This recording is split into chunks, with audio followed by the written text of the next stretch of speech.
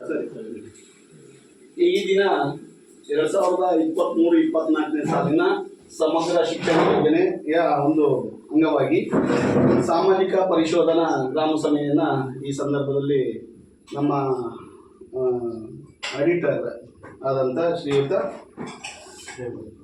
ದೇವೇಂದ್ರಪ್ಪನವರ ಒಂದು ಸಮ್ಮುಖದಲ್ಲಿ ಈಗಾಗಲೇ 3 ದಿನಗಳ ಕಾಲ ನಡೆದಿದೆ. ಇದು 3ನೇ ದಿವಸ. 2 ದಿನ ಆಡಿಟರ್ ಆಗಿದೆ. ಇದು 3ನೇ ದಿನದಲ್ಲಿ ಒಂದು ಗ್ರಾಮ ಸಭೆಯನ್ನು ಹಮ್ಮಿಕೊಂಡಿದ್ದಂಥ ಸಂದರ್ಭದಲ್ಲಿ ಈಗ ಒಂದು ಮೊದಲನೇದಾಗಿ ನಮ್ಮ ಶಾಲಾ ಮಕ್ಕಳಿಂದ ನಾಡಗೀತೆ ಪ್ರಾರಂಭ ಮಾಡ್ತಾ ಇದ್ವಿ. ಪ್ರಾರಂಭದೊಂದಿಗೆ ಎಲ್ಲರೂ ಒಂದು ಸ್ವಲ್ಪ ನಿಂತು ನಾಡಗೀತೆ ಹೇಳ್ತಿರಲ್ಲ, ನೋಡ್ಕೊಂಡು ಹೇಳಿ, ತೊಂದರೆ ಇಲ್ಲ. ಇಲ್ಲ ಇದೆ ಹೇಳ್ತಾ ದಿನ ಡೈಲಿ ಆಡ್ತೀವಲ್ಲ. जय भारत जननीय तनुजाते, जय हे ऋषिಗಳ ಬೀಡೆ, ಭೂದೇವಿಯ ಮಕುಟದ ನಮಮಣಿಯೇ, ಗಂಧದ ಚಂದದ ವಂದಿನ ಗಣಿಯೇ, ರಾಘವ ಮಧುಸೂದನರವತರಿಸಿದ ಭಾರತ ಜನನಿಯ ತನುಜಾತೆ, जय हे कर्नाटक माते, सर्व जनांगद शांतिय तोಟ, रसिकर कण्ಗಳ ಸೆಳೆಯುವ ನೋಟ, ಹಿಂದೂ ಕ್ರೈಸ್ತ ಮುಸಲ್ಮಾನ ಪಾರಸಿಕ ಜೈನ ಉದ್ಯಾನ, ಜನಕನ ಹೋಲುವ ದೊರೆಗಳ ಧಾಮ, ಗಾಯಕ ವೈಣಿಕರ ರಾಮ, ಕನ್ನಡ ನುಡಿ ಕುಣಿದಾಡುವ ದೇಹ, ಕನ್ನಡ ತಾಯಿಯ ಮಕ್ಕಳ ದೇಹ, ಜಯ ಭಾರತ ಜನನಿಯ ತನುಜಾತೆ, ಜಯ ಹೇ ಕರ್ನಾಟಕ ಮಾತೆ, ಸರ್ವ ಜನಾಂಗದ ಶಾಂತಿಯ ತೋಟ, ರಸಿಕರ ಕಣ್ಗಳ ಸೆಳೆಯುವ ನೋಟ, ಹಿಂದೂ ಕ್ರೈಸ್ತ ಮುಸಲ್ಮಾನ ಪಾರಸಿಕ ಜೈನ ಉದ್ಯಾನ, ಜನಕನ ಹೋಲುವ ದೊರೆಗಳ ಧಾಮ, ಗಾಯಕ ವೈಣಿಕರ ರಾಮ, ಕನ್ನಡ ನುಡಿ ಕುಣಿದಾಡುವ ದೇಹ, ಕನ್ನಡ ತಾಯಿಯ ಮಕ್ಕಳ ದೇಹ, ಜಯ ಭಾರತ ಜನನಿಯ ತನುಜಾತೆ, ಜಯ ಹೇ ಕರ್ನಾಟಕ ಮಾತೆ.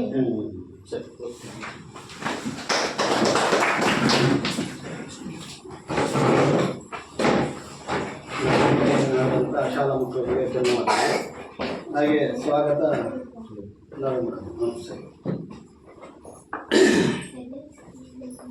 ಈ ದಿನದ ಒಂದು ಸಮಗ್ರ ಶಿಕ್ಷಣ ಯೋಜನೆಯ ಒಂದು ಕಾರ್ಯಕ್ರಮದಲ್ಲಿ ಒಂದು ಗ್ರಾಮ ಸಭೆಯನ್ನು ಹಮ್ಮಿಕೊಂಡಂಥ ಈ ಸಂದರ್ಭದಲ್ಲಿ ನಮ್ಮ ಈ ಒಂದು ಸಭೆಯ ವೇದಿಕೆಯನ್ನು ಶ್ರೀಯುತ ಚಂದ್ರಣ್ಣನವರನ್ನ ಅಧ್ಯಕ್ಷತೆಯನ್ನು ವಹಿಸಿಕೊಳ್ಬೇಕು ಅಂತ ಒಂದು ಕೇಳಿಕೊಂಡಾಗ ಅವರು ತುಂಬ ಹೃದಯದಿಂದ ಒಪ್ಪಿಕೊಂಡು ಈ ಒಂದು ವೇದಿಕೆಯನ್ನು ಅಲಂಕರಿಸಿದ್ದಾರೆ. ಅವರಿಗೆ ನಮ್ಮನ್ನು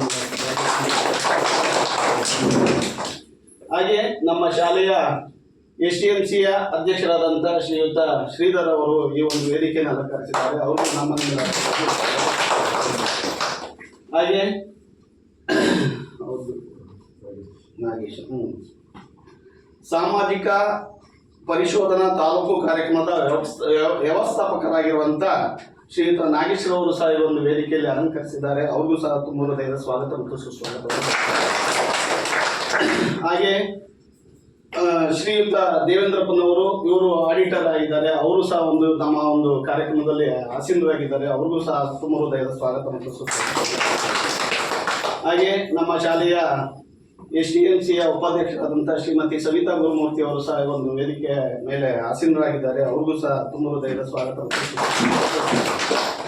ಹಾಗೆ ನಮ್ಮ ಶಾಲೆಯ ಮತ್ತೊಬ್ಬರು ಸದಸ್ಯರಾದಂಥ STMC ಸದಸ್ಯರಾದಂಥ ಶ್ರೀಯುತ ಗುರುಮೂರ್ತಿ ಅವರು ಸಹ ಆಗಮಿಸಿದ್ದಾರೆ. ಅವ್ರಿಗೂ ಸ್ವಾಗತ. ಹಾಗೆ ಮತ್ತೊಬ್ಬ ಸದಸ್ಯರಾದಂಥ ಶ್ರೀಮತಿ ಜ್ಯೋತಿ ರಮೇಶ್ ಅವರು ಈ ಒಂದು ವೇದಿಕೆಯಲ್ಲಿ ಆಸೀನರಿದ್ದಾರೆ. ಅವ್ರಿಗೂ ಸ್ವಾಗತ ಮತ್ತು ಸುಸ್ವಾಗತವನ್ನು ಬಯಸ್ತಾ ಇದ್ದಾರೆ. ಹಾಗೆ ನಮ್ಮ ಅಂಗನವಾಡಿಯ ಕಾರ್ಯಕರ್ತೆಯಾದಂಥ ಶ್ರೀಮತಿ ವಿದ್ಯಾ ಶ್ರೀಕಾಂತ್ ಅವರು ಈ ಒಂದು ಕಾರ್ಯಕ್ರಮದಲ್ಲಿ ಆಸೀನರಿದ್ದಾರೆ. ಅವ್ರಿಗೂ ಸ್ವಾಗತ ಮತ್ತು ಸುಸ್ವಾಗತ. ಹಾಗೆ ಶ್ರೀಮತಿ ಯೋಗೇಶ್ವರಿ ಆಶಾ ಕಾರ್ಯಕರ್ತೆ ಅವರು ಸಹ ಒಂದು ಕಾರ್ಯಕ್ರಮಕ್ಕೆ ಆಗಮಿಸಿದ್ದಾರೆ. ಅವ್ರಿಗೂ ಸ್ವಾಗತ ಮತ್ತು ಸುಸ್ವಾಗತವನ್ನು ಕೋರ್ತಾರೆ. ಹಾಗೆ ನಮ್ಮ STMCಯ ಮತ್ತೊಬ್ಬರು ಸದಸ್ಯರಾದಂಥ ಮದರ್ಸ ಅವರು ಸಹ ಒಂದು ಕಾರ್ಯಕ್ರಮಕ್ಕೆ ಆಗಮಿಸಿದ್ದಾರೆ. ಅವ್ರಿಗೂ ಸ್ವಾಗತ ಮತ್ತು ಸುಸ್ವಾಗತವನ್ನು ಕೋರ್ತಾರೆ.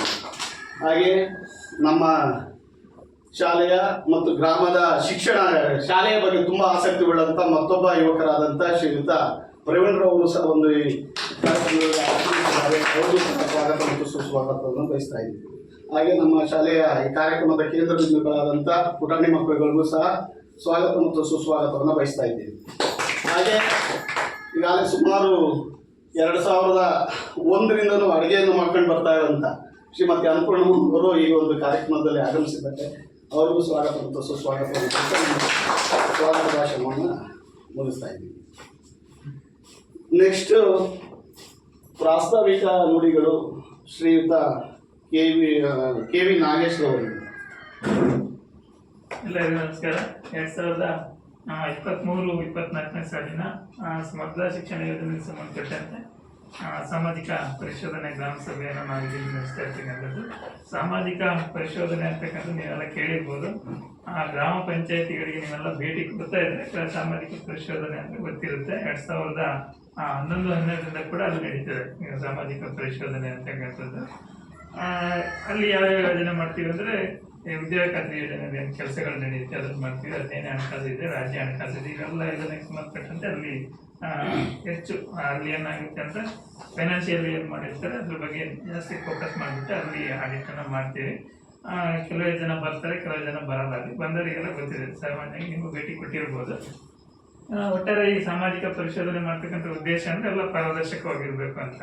ಎಲ್ಲ ಆಡಿಟ್ಗಳಿಗಿಂತ ಇದೊಂದು ವಿಭಿನ್ನ ಆಡಿಟ್. ಎಲ್ಲ ಆಡಿಟನ್ನು ಏನು ರೆಕಾರ್ಡ್ಸ್ ನೋಡ್ತಾರೆ, ಹಾಗೆ ಅಲ್ಲಿ ರಿಪೋರ್ಟ್ ಮಾಡ್ತಾರೆ, ಹೋಗ್ತಾರೆ. ಆದರೆ ಅದು ನಮ್ದು ಆ ಥರ ಬರಲ್ಲ. ನಾವು ರೆಕಾರ್ಡ್ಸನ್ನು ನೋಡ್ತೀವಿ, ಸ್ಪಾಟನ್ನು ವೆರಿಫಿಕೇಶನ್ ಮಾಡೋದಿರುತ್ತೆ. ಹಾಗೆ ಗ್ರಾಮ ಸಭೆಯನ್ನು ಕರೆದ್ಬಿಟ್ಟು ಗ್ರಾಮ ಸಭೆ ಮುಂದೆ ಇಟ್ಟು ಚರ್ಚೆ ಮಾಡ್ತಕ್ಕಂಥದ್ದು. ಹಾಗಾಗಿ ಈ ಆಡಿಟ್ನ ಎಲ್ಲ ಯೋಜನೆಗೂ ಕೂಡ ಕೊಡ್ತಾ ಇದ್ದಾರೆ. ಈಗ ಎಲ್ಲ ಯೋಜನೆಯೂ ಸೋಷಿಯಲ್ ಆಡಿಟಿಗೆ ಕೊಡಲೇಬೇಕು ಅಂತೇಳಿ ಯಾವುದೇ ಅನುದಾನ ಕೊಡಬೇಕಾದ್ರೆ ಸರ್ಕಾರದಿಂದ ಕಂಡೀಷನ್ ಆಗ್ತದೆ. ಕಡ್ಡಾಯವಾಗಿ ಸೋಷಿಯಲ್ ಆಡಿಟಿ ಒಳಪಡಿಸ್ಬೇಕು ಅಂತಕ್ಕಂಥದ್ದು. ಅವಾಗಲ್ಲಿ ಪಾರದರ್ಶಕತೆ ಇರುತ್ತೆ ಅಂತಕ್ಕಂಥ ಉದ್ದೇಶದಿಂದ ಈ ಸಮಗ್ರ ಈ ಶಾಲೆಗಳಲ್ಲಿ ನಾವು ಬಿಸಿಯೂಟಕ್ಕೆ ಸಂಬಂಧಪಟ್ಟಂತೆ ಈಗಾಗಲೇ 3-4 ವರ್ಷದಿಂದ ಮಾಡ್ತಾಯಿದ್ದೀವಿ.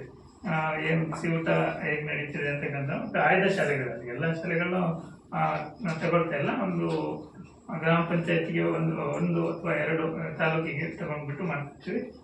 ಹಾಗೆ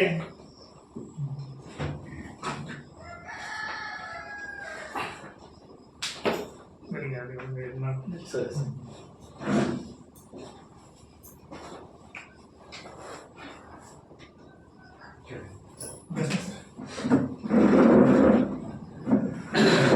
ಅರತಾಳು ಗ್ರಾಮ ಪಂಚಾಯಿತಿಯ PDO ಸರಾದಂಥ ಶ್ರೀಯುತ ಚೇತನ್ ಅವರು ನಮ್ಮ ಈ ಒಂದು ಕಾರ್ಯಕ್ರಮಕ್ಕೆ ಬಂದು ವೇದಿಕೆಯನ್ನು ಅಲಂಕರಿಸಿದ್ದಾರೆ. ಅವರಿಗೆ ನಮ್ಮನ್ನು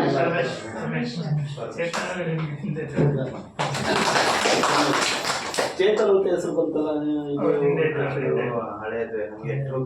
ಅದೇ ಟ್ರೂ ಕಲರ್ ಅದೇ ಬರ್ತಾ ಇದೆ. ಅದಕ್ಕೇನೆ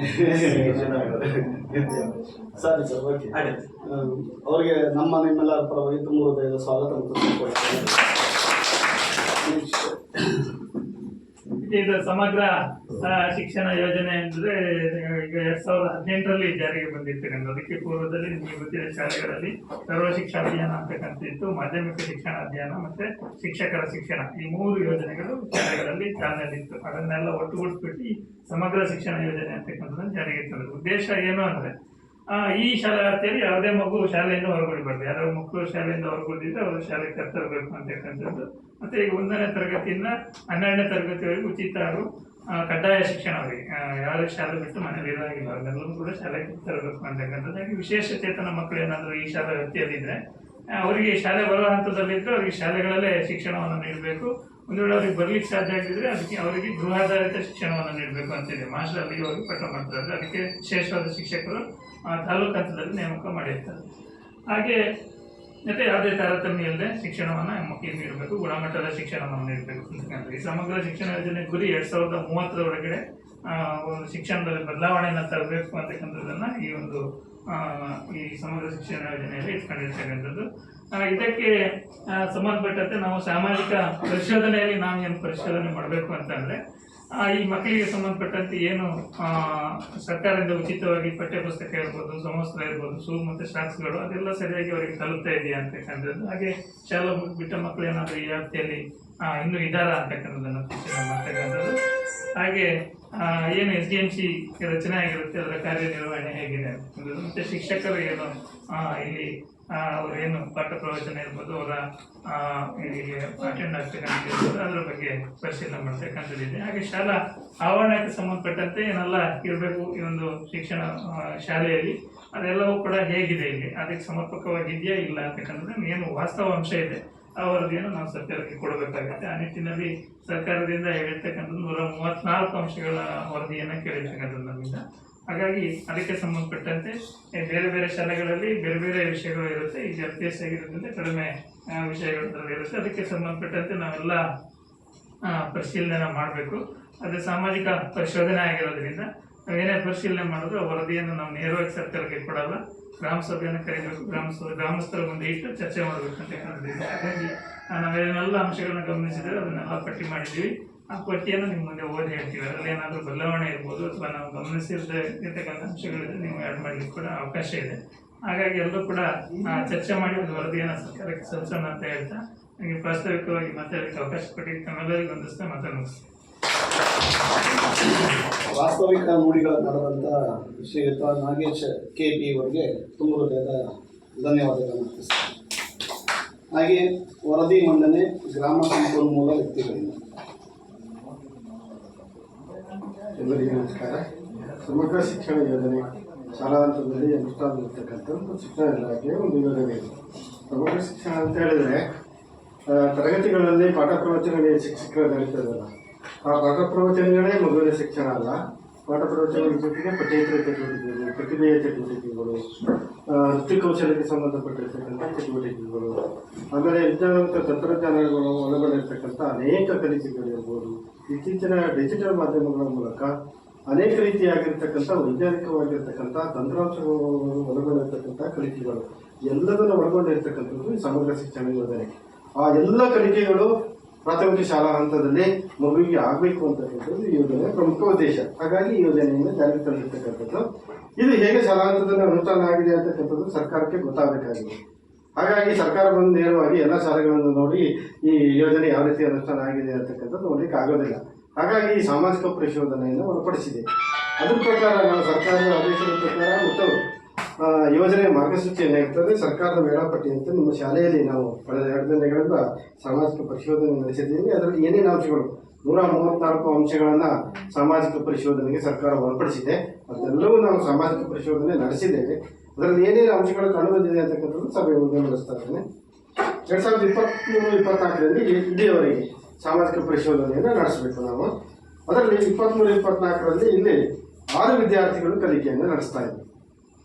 ಆಮೇಲೆ 24-25ರಲ್ಲಿ 4 ವಿದ್ಯಾರ್ಥಿಗಳು, 2 ವಿದ್ಯಾರ್ಥಿಗಳ ಸಂಖ್ಯೆ ಕಡಿಮೆ ಆಯಿತು.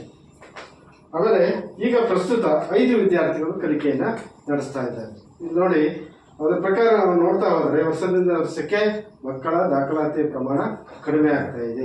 ಯಾಕೆ ಅಂತಕ್ಕಂಥದ್ದು ನಾವು ಎಲ್ಲರ ಸೇರ್ಕೊಂಡು ಚರ್ಚೆ ಮಾಡಬೇಕಾಗಿದೆ. 2023-24 ಸಾಲಿನಲ್ಲಿ ಈ ಯೋಜನೆಗೆ ಸಂಬಂಧಪಟ್ಟಂತೆ ಶಾಲೆ ನಿರ್ವಹಣೆ ಆಗಬೇಕು. ಕೆಲವೊಂದು ಆ ನಿರ್ವಹಣೆಗೆ ಸಂಬಂಧಪಟ್ಟಂತೆ ಕೆಲವೊಂದು ಅನುದಾನಗಳನ್ನು ಸರ್ಕಾರ ಕೊಡ್ತದೆ. ಏನೇನು ಅನುದಾನ ಕೊಟ್ಟಿದೆ? ಶಾಲಾ ಅನುದಾನ ಅಂತಕ್ಕಂಥದ್ದು 12,000 ರೂಪಾಯಿ ಕೊಟ್ಟಿದೆ. ಕುಡಿಯುವ ನೀರು ಸ್ವಚ್ಛತೆಗೆ 10,511 ರೂಪಾಯಿ ಕೊಟ್ಟಿದೆ. ಶೂ ಮತ್ತು ಸಾಕ್ಸ್ ಕೊಡ್ತಕ್ಕಂಥದ್ದು ಮಕ್ಕಳಿಗೆ 1,590 ರೂಪಾಯಿ ಕೊಟ್ಟಿದೆ. ಶಿಕ್ಷಕರ CG STMC ವಿದ್ಯಾಂಜಲಿ 2,352 ರೂಪಾಯಿ ಕೊಟ್ಟಿದೆ. ಒಟ್ಟು 22,569 ರೂಪಾಯಿ 23-24 1 ವರ್ಷದ ಸಾಲಿನಲ್ಲಿ ಕೊಟ್ಟಿದೆ. ಅದನ್ನು ಏನು ಖರ್ಚು ಮಾಡಿದ್ದಾರೆ? ಶಾಲಾ ಅನುದಾನ 5,000 ರೂಪಾಯಿ ಖರ್ಚಾಗಿದೆ. ಆಮೇಲೆ ಕುಡಿಯುವ ನೀರು ಸ್ವಚ್ಛತೆಗೆ 5,706 ರೂಪಾಯಿ ಖರ್ಚಾಗಿದೆ. ಶೂಸ್ ಮತ್ತು ಸಾಕ್ಸ್ 1,590 ರೂಪಾಯಿ ಖರ್ಚಾಗಿದೆ. ಶಿಕ್ಷಕರ CG 1,000 ರೂಪಾಯಿ ಖರ್ಚಾಗಿದೆ. ಒಟ್ಟು 15,324 ರೂಪಾಯಿ ಖರ್ಚಾಗಿದೆ. ಒಟ್ಟು 13,245 ರೂಪಾಯಿ ಆ ಸಾಲಿನಲ್ಲಿ ಉಳಿದಿದೆ. ನೆಕ್ಸ್ಟ್ 24-25 ಸಾಲಕ್ಕೆ ಅದಕ್ಕೆ ಶಾಲಾ ನಿರ್ವಹಣೆಗೆ ಈ ಅನುದಾನವನ್ನು ಬಳಕೆಗೆ ಸರ್ಕಾರ ಅವಕಾಶ ಮಾಡಿಕೊಟ್ಟಿದೆ. ಅದಲ್ಲದೆ ಏನೇನು ನಾವು ನೋಡಬೇಕು ಅಂತ ಹೇಳಿದರೆ, ಮಕ್ಕಳು ಪಠ್ಯಪುಸ್ತಕಗಳನ್ನು ಪಡೆದಿದ್ದಾರೆ. ಪಠ್ಯಪುಸ್ತಕ, ಸಮವಸ್ತ್ರಗಳನ್ನು, ಸುಸಾಕ್ಸ್ಗಳನ್ನು, ಮಧ್ಯಾಹ್ನದ ಬಿಸಿ ಊಟ ಇರ್ಬೋದು, ಅವರಿಗೆ ಹಾಲು ಮತ್ತು ಮೊಟ್ಟೆ ಕೊಡೋದಿರ್ಬೋದು ಎಲ್ಲ ಸರ್ಕಾರ ಏನು ಮಾಡ್ತಾ ಇದೆ, ಉಚಿತವಾಗಿ ಸರ್ಕಾರಿ ಶಾಲೆಗಳಲ್ಲಿ ಕೊಡ್ತಾ ಇದೆ. ಯಾಕೆಂದರೆ ಮಗು ಕಲಿಕೆಯಲ್ಲಿ ಪಾಲ್ಗೊಳ್ಳಿ, ಗುಣಮಟ್ಟದ ಶಿಕ್ಷಣವನ್ನು ಪಡೆಯಲಿಕ್ಕೆ ಅನುಕೂಲ ಆಗಲಿ ಅಂತ ದೃಷ್ಟಿಯಿಂದ ಸರ್ಕಾರ ಇರ್ತಕ್ಕಂಥದ್ದು. ಅದರ ಪ್ರಕಾರ 23-24ನೇ ಸಾಲಿನಲ್ಲಿ 24-25ನೇ ಸಾಲಿನಲ್ಲಿ ಈ ಮಕ್ಕಳಿಗೆಲ್ಲ ಪಠ್ಯಪುಸ್ತಕ, ಸಮವಸ್ತ್ರ ಎಲ್ಲ ಸಿಕ್ಕಿದೆ, ದಾಖಲಾತಿ ನಿರ್ವಹಣೆ ಆಗಿದೆ. ಅದನ್ನೆಲ್ಲ ಪರಿಶೀಲನೆ ಮಾಡಿದ್ವಿ. 25-26ನೇ ಸಾಲಿನಲ್ಲಿ 2ನೇ ತರಗತಿ ಮಕ್ಕಳಿಗೆ ಗಣಿತ ಭಾಗ 1, ಪರಿಸರ ಭಾಗ 1 ಪುಸ್ತಕ ಸಿಕ್ಕಿಲ್ಲ. ಇನ್ನು ಈಗಾಗಲೇ ಸಾಲ ಪ್ರಾರಂಭ ಆಗಿ 1.5 ವರ್ಷ ಆಯಿತು, ಅಲ್ಲ 1.5 ತಿಂಗಳಾಯಿತು. 1.5 ತಿಂಗಳು ಆಗಿದ್ದರಿಂದ ಇನ್ನೂ ಪಠ್ಯಪುಸ್ತಕ ಸಿಕ್ಕಿಲ್ಲ. ಪಠ್ಯಪುಸ್ತಕವನ್ನು ಸರ್ಕಾರದ ಒಂದು ಮಾರ್ಗಸೂಚಿ ಪ್ರಕಾರ, ಗೈಡ್ಲೈನ್ ಪ್ರಕಾರ ಏನಾಗುತ್ತೆ, ಈ ಶಾಲೆ ಪ್ರಾರಂಭವಾದ ಮೊದಲ ವಾರದಲ್ಲಿ ಮಗುವಿಗೆ ತಲುಪಬೇಕು ಅಂತಕ್ಕಂಥ ಮಾರ್ಗಸೂಚಿಯಲ್ಲಿ ಇರ್ತಕ್ಕಂಥದ್ದು. ಇದು ನಿಯಮ ಉಲ್ಲಂಘನೆ ಆಗಿರ್ತಕ್ಕಂಥದ್ದನ್ನು ನಾವಿಲ್ಲಿ ನೋಡಬಹುದು. ಅದೇ ರೀತಿ ಮಕ್ಕಳು ವಿದ್ಯಾರ್ಥಿ ವೇತನವನ್ನು ಪಡೆದಿದ್ದಾರೆ, ಯಾವುದನ್ನು ಪಡೆದಿಲ್ಲ. ಆಮೇಲೆ ಮಕ್ಕಳಿಗೆ ಬಹಳ ದೂರದಿಂದ ಬರ್ತಕ್ಕಂಥ ಮಕ್ಕಳಿಗೆ ಸಾರಿಗೆ ವೆಚ್ಚವನ್ನು ಕೊಡ್ತಕ್ಕಂಥ ಒಂದು ಯೋಜನೆ ಇದೆ. ದೂರದಿಂದ ಬರ್ತಕ್ಕಂಥ 4-5 ಕಿಲೋಮೀಟರ್ ದೂರದಿಂದ ಬರ್ತಕ್ಕಂಥ ಕಚಾದಾರಿ ಹೊಳೆಯಾಳಗಳಿಂದ ಬರ್ತಕ್ಕಂಥ ಆ ರೀತಿ ಇರ್ತಕ್ಕಂಥ ವರ್ಷಕ್ಕೆ 6,000 ರೂಪಾಯಿ ಒಂದು ಮಗುವಿಗೆ ಶಾಲೆ ಪ್ರಸ್ತಾವನೆ ಕಳಿಸಿದರೆ ಕೊಡ್ತಾರೆ. ಅದು ಯಾವುದೇ ಮಗುವಿಗೆ ಬಂದಿಲ್ಲ 23ರಲ್ಲಿ ಈಚೆಗೆ. ಸಾಕಷ್ಟು ಶಿಕ್ಷಕರು ಕಿರಿಯ ಪ್ರಾಥಮಿಕ ಶಾಲೆಯಲ್ಲಿ ಇದ್ದಾರೆ. 30 ವಿದ್ಯಾರ್ಥಿಗಳಿಗೆ ಒಬ್ಬ ಶಿಕ್ಷಕರು ಅಂತ ಶಿಕ್ಷಣ ಇಲಾಖೆ ನಿಯಮ, ಅದರ ಪ್ರಕಾರ ಇದ್ದಾರೆ. ಇಲ್ಲಿ ಇರ್ತಕ್ಕಂಥದ್ದು 5 ವಿದ್ಯಾರ್ಥಿಗಳು, ಒಬ್ಬ ಶಿಕ್ಷಕರು ಇದ್ದಾರೆ ಇಲ್ಲಿ.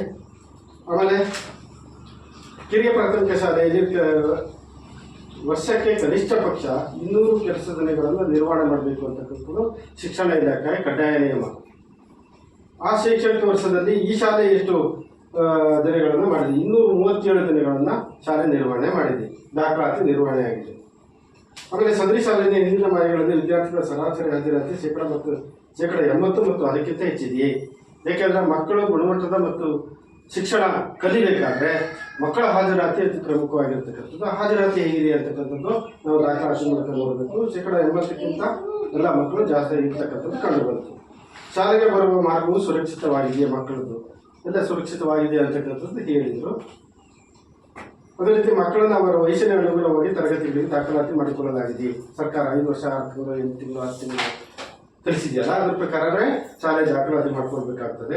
ಅಥವಾ ಮಗು ಏನಾದರೂ 7 ವರ್ಷ 8 ವರ್ಷಕ್ಕೆ ಏನಾದರೂ ದಾಖಲಾತಿಗೆ ಬಂದರೆ ಆ ಮಗುವನ್ನು ನೇರವಾಗಿ 1ನೇ ತರಗತಿಗೆ ದಾಖಲಾತಿ ಮಾಡ್ಕೊಳ್ಳೋದಿಲ್ಲ. ಅದನ್ನು ಆ ವರ್ಷಕ್ಕೆ ಅನುಗುಣವಾಗಿ 8ನೇ ವರ್ಷದ ಮಗು ಬಂತು ಅಂತ 3ನೇ ತರಗತಿಗೆ ಶಾಲೆ ದಾಖಲಾತಿ ಮಾಡ್ಕೊಳ್ಬೇಕಾಗ್ತದೆ. ಆ ರೀತಿ ನಾವು ಮಾಡ್ಕೊಂಡಿದ್ದೇವೆ ಅಂತಕ್ಕಂಥದ್ದು ಹೇಳಿದರು. ಆಮೇಲೆ ಸೂಕ್ತ ದಾಖಲೆಗಳಿಲ್ಲದ ಕಾರಣ ಶಾಲಾ ದಾಖಲಾತಿಯನ್ನು ನಿರಾಕರಿಸಲಾಯಿತು. ಏನಾದರೂ ಒಂದು ಮಗು ದಾಖಲಾತಿಗೆ ಬಂದರೆ ಯಾವುದೂ ದಾಖಲಾತಿ ಇಲ್ಲ ಅಂತ ಹೇಳಿದ್ರು ಶಾಲೆ ದಾಖಲಾತಿಯನ್ನು ಮಾಡ್ಕೊಳ್ಬೇಕಾಗ್ತದೆ. ಕನಿಷ್ಠ ಒಂದು ದಾಖಲಾತಿಯನ್ನಾದರೂ ಪಡ್ಕೊಂಡು ಮಾಡಬೇಕಾಗ್ತದೆ. ದಾಖಲಾತಿಯನ್ನು ನಿರಾಕರಿಸುವಂತಿಲ್ಲ. ಆ ರೀತಿಯಾಗಿರ್ತಕ್ಕಂಥ ಯಾವುದೇ ಮಗು ಇಲ್ಲ ಅಂತಕ್ಕಂಥ ಹೇಳಿದರು. ಹೆಚ್ಚಿನ ಮಕ್ಕಳು ಶಾಲೆಯಿಂದ ಹೊರಗಿದ್ದಾರೆ. ಆಮೇಲೆ ಶಾಲೆಗೆ ದಾಖಲಾಗಿ ನಂತರ ಹೊರಗುಳಿದ ಮಕ್ಕಳ ಸಂಖ್ಯೆ ಏನಾದರೂ ನಿಮ್ಮ ಶಾಲಾ ಪರಿಸರಗಳಲ್ಲಿ ಇದೆಯೇ? ಯಾವುದೂ ಇಲ್ಲ ಅಂತಕ್ಕಂಥದ್ದು ಅಭಿಪ್ರಾಯ ಬಂತ. ಮಕ್ಕಳನ್ನು ಹೊರಹಾಕಿರುವ ಸಂಖ್ಯೆ, ದುರ್ಬಲ ವರ್ಗದ ಮಕ್ಕಳಿಗೆ ತಾರತಮ್ಯ, ಆಮೇಲೆ ಮಕ್ಕಳಿಗೆ ದೈಹಿಕ ಶಿಕ್ಷೆಯನ್ನು ನೀಡಲಾಗ್ತಿದೆಯೇ? ಶಿಕ್ಷಕರು ಯಾವುದೇ ಕಠಿಣವಾಗಿರತಕ್ಕಂಥ ದೈಹಿಕ ಶಿಕ್ಷೆಯನ್ನು ಮಗುವಿಗೆ ಕೊಡುವಾಗಿಲ್ಲ. ಮಕ್ಕಳ ಮನವೊಲಿಸಿ ಪಾಠ ಪ್ರವಚನಗಳನ್ನು ನಿರ್ವಹಣೆ ಮಾಡಬೇಕು ಅಂತಕ್ಕಂಥದ್ದು ಯೋಜನೆಯ ಮಾರ್ಗಸೂಚಿ. ಮಕ್ಕಳನ್ನು ಮಾನಸಿಕ ಕಿರುಕುಳಕ್ಕೆ ಒಳಪಡಿಸಲಾಗ್ತದೆಯೇ? ಮಕ್ಕಳನ್ನು ಲೈಂಗಿಕ ಕಿರುಕುಳಕ್ಕೆ ಒಳಪಡಿಸಲಾಗ್ತದೆ. ಇದು ಅತಿ ಪ್ರಮುಖವಾಗಿರ್ತಕ್ಕಂಥದ್ದು. ಶಾಲೆಗಳಲ್ಲಿ ಶಿಕ್ಷಕರು ಆ ರೀತಿಯಾಗಿರ್ತಕ್ಕಂಥ ಯಾವುದೇ ಘಟನೆಗೆ ಒಳಪಡಿಸುವಲ್ಲ ಮಗುವನ್ನು ನಾವು ಅನೇಕ ಪತ್ರಿಕೆಗಳಲ್ಲಿ, ಮಾಧ್ಯಮಗಳಲ್ಲಿ, ಬೇರೆ ಬೇರೆ ಪ್ರದೇಶಗಳಲ್ಲಿ ಈ ರೀತಿಯಾಗಿರ್ತಕ್ಕಂಥದ್ದು ನಾವು ಕಂಡಿದ್ದೇವೆ. ಈ ನಿಮ್ಮ ಶಾಲಾ ವ್ಯಾಪ್ತಿಯಲ್ಲಿ ಆ ರೀತಿಯಾಗಿರ್ತಕ್ಕಂಥದ್ದು ಇಲ್ಲ ಅಂತಕ್ಕಂಥ ಅಭಿಪ್ರಾಯ ಬಂತು. ವಿಶೇಷ ಅಗತ್ಯವುಳ್ಳ ಮಕ್ಕಳು ಏನಾದರೂ ನಿಮ್ಮ ಶಾಲೆಯಲ್ಲಿ ಇದ್ದಾರೆಯೇ ಅಥವಾ ನಿಮ್ಮ ಶಾಲಾ ಪರಿಸರದಲ್ಲಿ ಇದೆಯೇ ಅಂತಕ್ಕಂಥದ್ದನ್ನು ನೋಡ್ಬೋದು. ಯಾವುದೇ ಮಗು ಇಲ್ಲ ಅಂತಕ್ಕಂಥದ್ದು ಬಂತು. ಆಮೇಲೆ ಎಲ್ಲ ಹವಾಮಾನದಿಂದ ಸುರಕ್ಷಿತವಾದ ಶಾಲಾ ಕಟ್ಟಡ ಇದೆಯೇ? ಒಂದು ಮಗು ಗುಣಮಟ್ಟದ ಉತ್ತಮವಾಗಿರ್ತಕ್ಕಂಥ ಪರಿಣಾಮಕಾರಿಯಾಗಿರ್ತಕ್ಕಂಥ ಕಲಿಕೆ ಆಗಬೇಕಾದ್ರೆ ಒಂದು ಶಾಲಾ ಪರಿಸರ ಅಂತಕ್ಕಂಥದ್ದು ಉತ್ತಮವಾಗಿರಬೇಕು. ಅಂದರೆ ಉತ್ತಮವಾಗಿರ್ತಕ್ಕಂಥ ಕಟ್ಟಡಗಳಿರಬೇಕು, ತರಗತಿ ಕೊಠಡಿ ಇರಬೇಕು, ಉತ್ತಮವಾಗಿರ್ತಕ್ಕಂಥ ಪಾಠೋಪಕರಣಗಳು, ಪೀಠೋಪಕರಣಗಳು, ಗ್ರಂಥಾಲಯ ಇರಬೇಕು, ಆಮೇಲೆ ಪ್ರಯೋಗಾಲಯ ಇರಬೇಕು. ಶಾಲಾ ಸುತ್ತ ಒಂದು ಮಕ್ಕಳ ರಕ್ಷಣಾ ದೃಷ್ಟಿಯಿಂದ ಶಾಲಾ ಕಾಂಪೌಂಡ್ ಇರಬೇಕು, ಒಂದು ಆಟದ ಮೈದಾನ ಇರಬೇಕು, ಉತ್ತಮವಾಗಿರ್ತಕ್ಕಂಥ ಶೌಚಾಲಯ ಇರಬೇಕು. ಹೀಗೆ ಶಾಲಾ ಪರಿಸರ ಉತ್ತಮವಾಗಿರಬೇಕು. ಆಗ ಮಾತ್ರ ಮಕ್ಕಳು ಗುಣಮಟ್ಟದ ಶಿಕ್ಷಣ ಕಲಿಯಲಿಕ್ಕೆ ಸಾಧ್ಯತೆ ಇದೆ ಅಂತಕ್ಕಂಥದ್ದು. ಅದರ ಪ್ರಕಾರ ಈ ಯೋಜನೆ ಅದು ಹೇಳುತ್ತದೆ. ಹಾಗೆ ಇರಬೇಕು ಅಂತಕ್ಕಂಥದ್ದನ್ನ ಯೋಜನೆ ಹೇಳುತ್ತೆ. ಆ ಪ್ರಕಾರ ಶಾಲೆ ಇದೆಯೇ ಅಂತಕ್ಕಂಥದ್ದನ್ನು ನಾವು ನೋಡ್ತೇವೆ. ಅದರಲ್ಲಿ ಒಂದು ತರಗತಿ ಕೊಠಡಿಗೆ ಮೇಲ್ಚಾವಣಿ ದುರಸ್ತಿಯಲ್ಲಿ ಇದೆ. ನೀವೇನು ನೋಡ್ತೇವೆ, ಒಂದೇ ಒಂದು ತರಗತಿ ಕೊಠಡಿ, ಅದು ಮೇಲ್ಚಾವಣಿ ಸೋರಿಕೆ ಇದೆ. ಆಮೇಲೆ ಒಂದು ಅಡಿಗೆ ಕೊಠಡಿ ಇದೆ, ಆಮೇಲೆ ಅದು ಸಹ ಸೋರಿಕೆ ಇದೆ. ಒಂದು ದಾಸ್ತಾನು ಕೊಠಡಿ ಇದೆ, ದಾಸ್ತಾನು ಕೊಠಡಿ ಉತ್ತಮವಾಗಿರ್ತಕ್ಕಂಥದ್ದು ಕಂಡು ಬಂತು.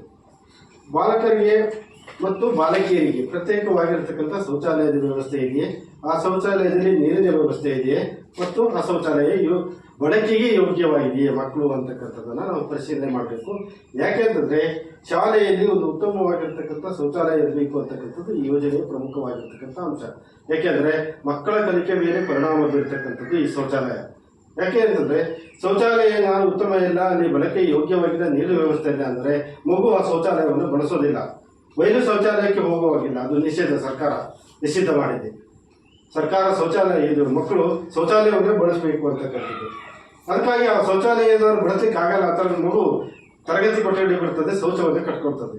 ಶೌಚವನ್ನು ಕಟ್ಕೊಂಡ್ರೆ ತರಗತಿಯಲ್ಲಿ ಶಿಕ್ಷಕರು ಪಾಠ ಪ್ರವಚನಗಳನ್ನು ಮಾಡ್ತಾ ಇರ್ಬೇಕಾದ್ರೆ ಶೌಚವನ್ನು ಕಟ್ಕೊಂಡಿದ್ದಾಗ ಅದು ಭೌತಿಕವಾಗಿ ಮಾತ್ರ ಎಲ್ಲಿರ್ತದೆ, ಮಾನಸಿಕವಾಗಿ ಇಲ್ಲಿ ಇರೋದಿಲ್ಲ. ಹಾಗಾಗಿ ಅದು ತರಗತಿ ಪಾಠ ಪ್ರವಚನಗಳಲ್ಲಿ ಅದು ಪಾಲ್ಗೊಳ್ಳೋದಿಲ್ಲ, ಕಲಿಕೆಯಲ್ಲಿ ಹಿಂದೆ ಬೀಳ್ತದೆ ಅಂತಕ್ಕಂಥದ್ದು.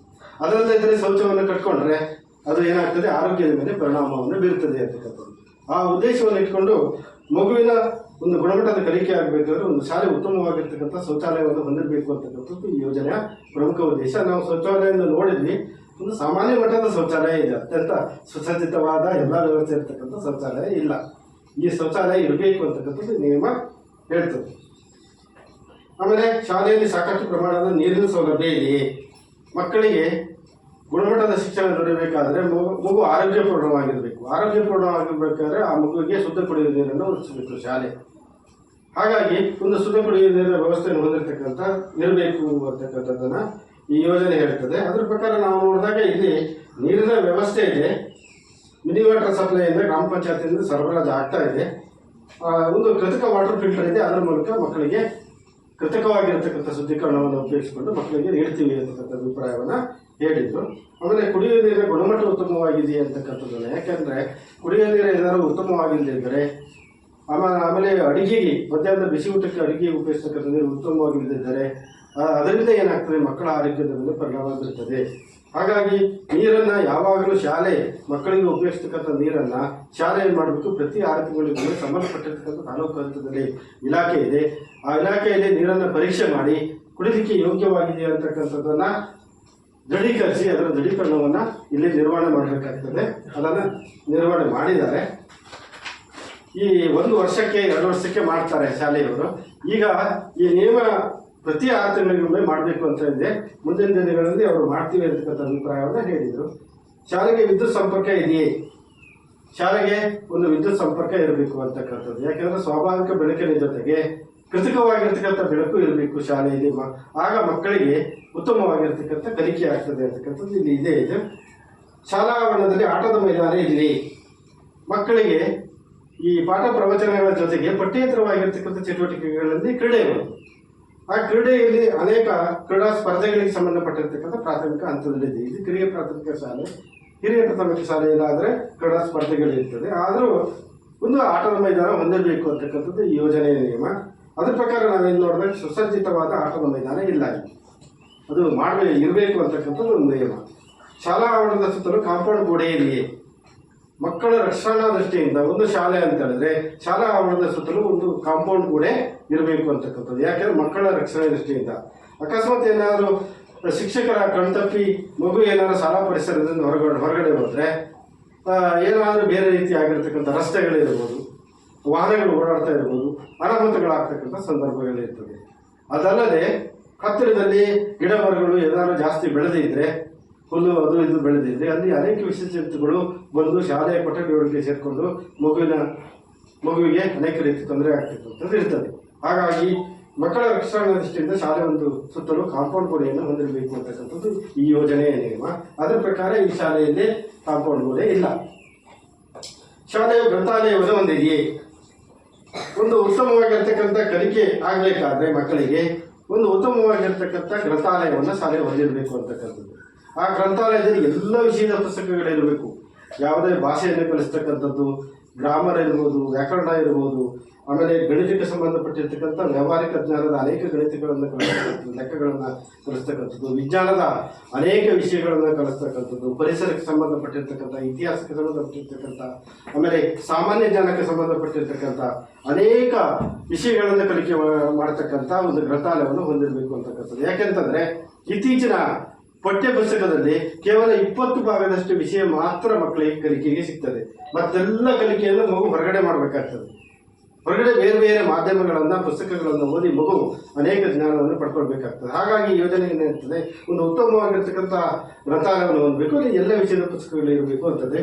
ಇಲ್ಲಿ ನೋಡಿದಾಗ ನಾವು 256 ಪುಸ್ತಕಗಳು ಇರ್ತಕ್ಕಂಥದ್ದು ಒಂದು ವಹಿ ಇದೆ. ಅದಕ್ಕೆ ಪುಸ್ತಕ ಇರ್ತಕ್ಕಂಥದ್ದು ಗೊತ್ತಾಯ್ತು, ನಾವು ನೋಡಿದ್ದೇವೆ. ಆಮೇಲೆ ಮಕ್ಕಳಿಗೆ ಗ್ರಂಥಾಲಯದ ಪುಸ್ತಕಗಳು ಹಂಚಿಕೆ ಆಗ್ತಾ ಇದೆಯಾ ಅಂತಕ್ಕಂಥದ್ದು ಅದನ್ನು ಮಾಡ್ತಾ ಇದ್ದಾರೆ, ಹಂಚಿಕೆ ವಹಿಯನ್ನು ನಿರ್ಮಾಣ ಮಾಡಿದ್ದಾರೆ. ಆಮೇಲೆ ತರಗತಿಗಳಲ್ಲಿ ಬೋಧನಾ ಕಲಿಕಾ ಸಾಮಗ್ರಿಗಳನ್ನು ಉಪಯೋಗಿಸಿಕೊಂಡು ಶಿಕ್ಷಕರು ಪಾಠ ಪ್ರವಚನ ಮಾಡ್ತಾರ ಅಂತಕ್ಕಂಥದ್ದು, ಅದನ್ನು ಮಾಡ್ತೀವಿ ಅಂತಕ್ಕಂಥದ್ದು ಹೇಳಿದರು. ಡಿಜಿಟಲ್ ಮೂಲಸೌಕರ್ಯಗಳು ಲಭ್ಯವಿದೆಯೇ? ಒಂದು ಶಾಲೆ ಅಂತ ಹೇಳಿದ್ರೆ ಇತ್ತೀಚಿನ ವಿಜ್ಞಾನ ಮತ್ತು ತಂತ್ರಜ್ಞಾನಗಳು ಒಳಗೊಂಡಿರ್ತಕ್ಕಂಥ, ತಂತ್ರಾಂಶಗಳನ್ನು ಒಳಗೊಂಡಿರ್ತಕ್ಕಂಥ ವೈಜ್ಞಾನಿಕವಾಗಿರ್ತಕ್ಕಂಥ ಕಲಿಕೆಯನ್ನು ಮಗುವಿಗೆ ಮಾಡಬೇಕು ಅಂತಕ್ಕಂಥದ್ದು ಯೋಜನೆಯ ಪ್ರಮುಖವಾಗಿರ್ತಕ್ಕಂಥ ಉದ್ದೇಶ. ಹಾಗಾಗಿ ಶಾಲೆಯ ಒಂದು ಡಿಜಿಟಲ್ ಮೂಲಸೌಕರ್ಯಗಳನ್ನು ಹೊಂದಿರಬೇಕು ಅಂತಕ್ಕಂಥದ್ದು. ಕಂಪ್ಯೂಟರ್ ಇರ್ಬೋದು, ಲ್ಯಾಪ್ಟಾಪ್ ಇರ್ಬೋದು, ಪ್ರೊಜೆಕ್ಟರ್ ಇರ್ಬೋದು, ಸ್ಮಾರ್ಟ್ ಬೋರ್ಡ್ಗಳಿರ್ಬೋದು, ಸ್ಮಾರ್ಟ್ ಟಿವಿಗಳಿರ್ಬೋದು, ಇವುಗಳನ್ನು ಉಪಯೋಗಿಸಿಕೊಂಡು ಅದರಲ್ಲಿ ಅನೇಕ ರೀತಿಯಾಗಿರ್ತಕ್ಕಂಥ ಜ್ಞಾನದ ಪಾಠ ಪ್ರವಚನಗಳನ್ನು ಮಾಡ್ತಕ್ಕಂಥದ್ದು ಶಾಲೆಯಲ್ಲಿ ಮಾಡಬೇಕು. ಅದರಿಂದ ಮಕ್ಕಳಿಗೆ ಹೆಚ್ಚಿನ ಕಲಿಕೆ ಆಗ್ತದೆ ಪ್ರಾಥಮಿಕ ಹಂತದಲ್ಲಿ. ಆಗ ಮಗು ಗುಣಮಟ್ಟದ ಶಿಕ್ಷಣವನ್ನು ಪಡೆಯುತ್ತದೆ ಅಂತಕ್ಕಂಥದ್ದು ಯೋಜನೆಯ ಪ್ರಮುಖ ಉದ್ದೇಶ. ಅವುಗಳನ್ನೆಲ್ಲವನ್ನೂ ಶಾಲೆ ಹೊಂದಿರಬೇಕು ಅಂತಕ್ಕಂಥದ್ದು ಯೋಜನೆ. ನಿಮ್ಮ ಶಾಲೆ ನೋಡಿದಾಗ ಈ ಯಾವುದೇ ರೀತಿಯಾಗಿರ್ತಕ್ಕಂಥ ಡಿಜಿಟಲ್ ಮೂಲಸೌಕರ್ಯಗಳು ಇಲ್ಲ. ವ್ಯಾಕರಣ ತಂತ್ರವನ್ನು ಜಾರಿ ಮಾಡಲಾಗಿದೆಯೇ?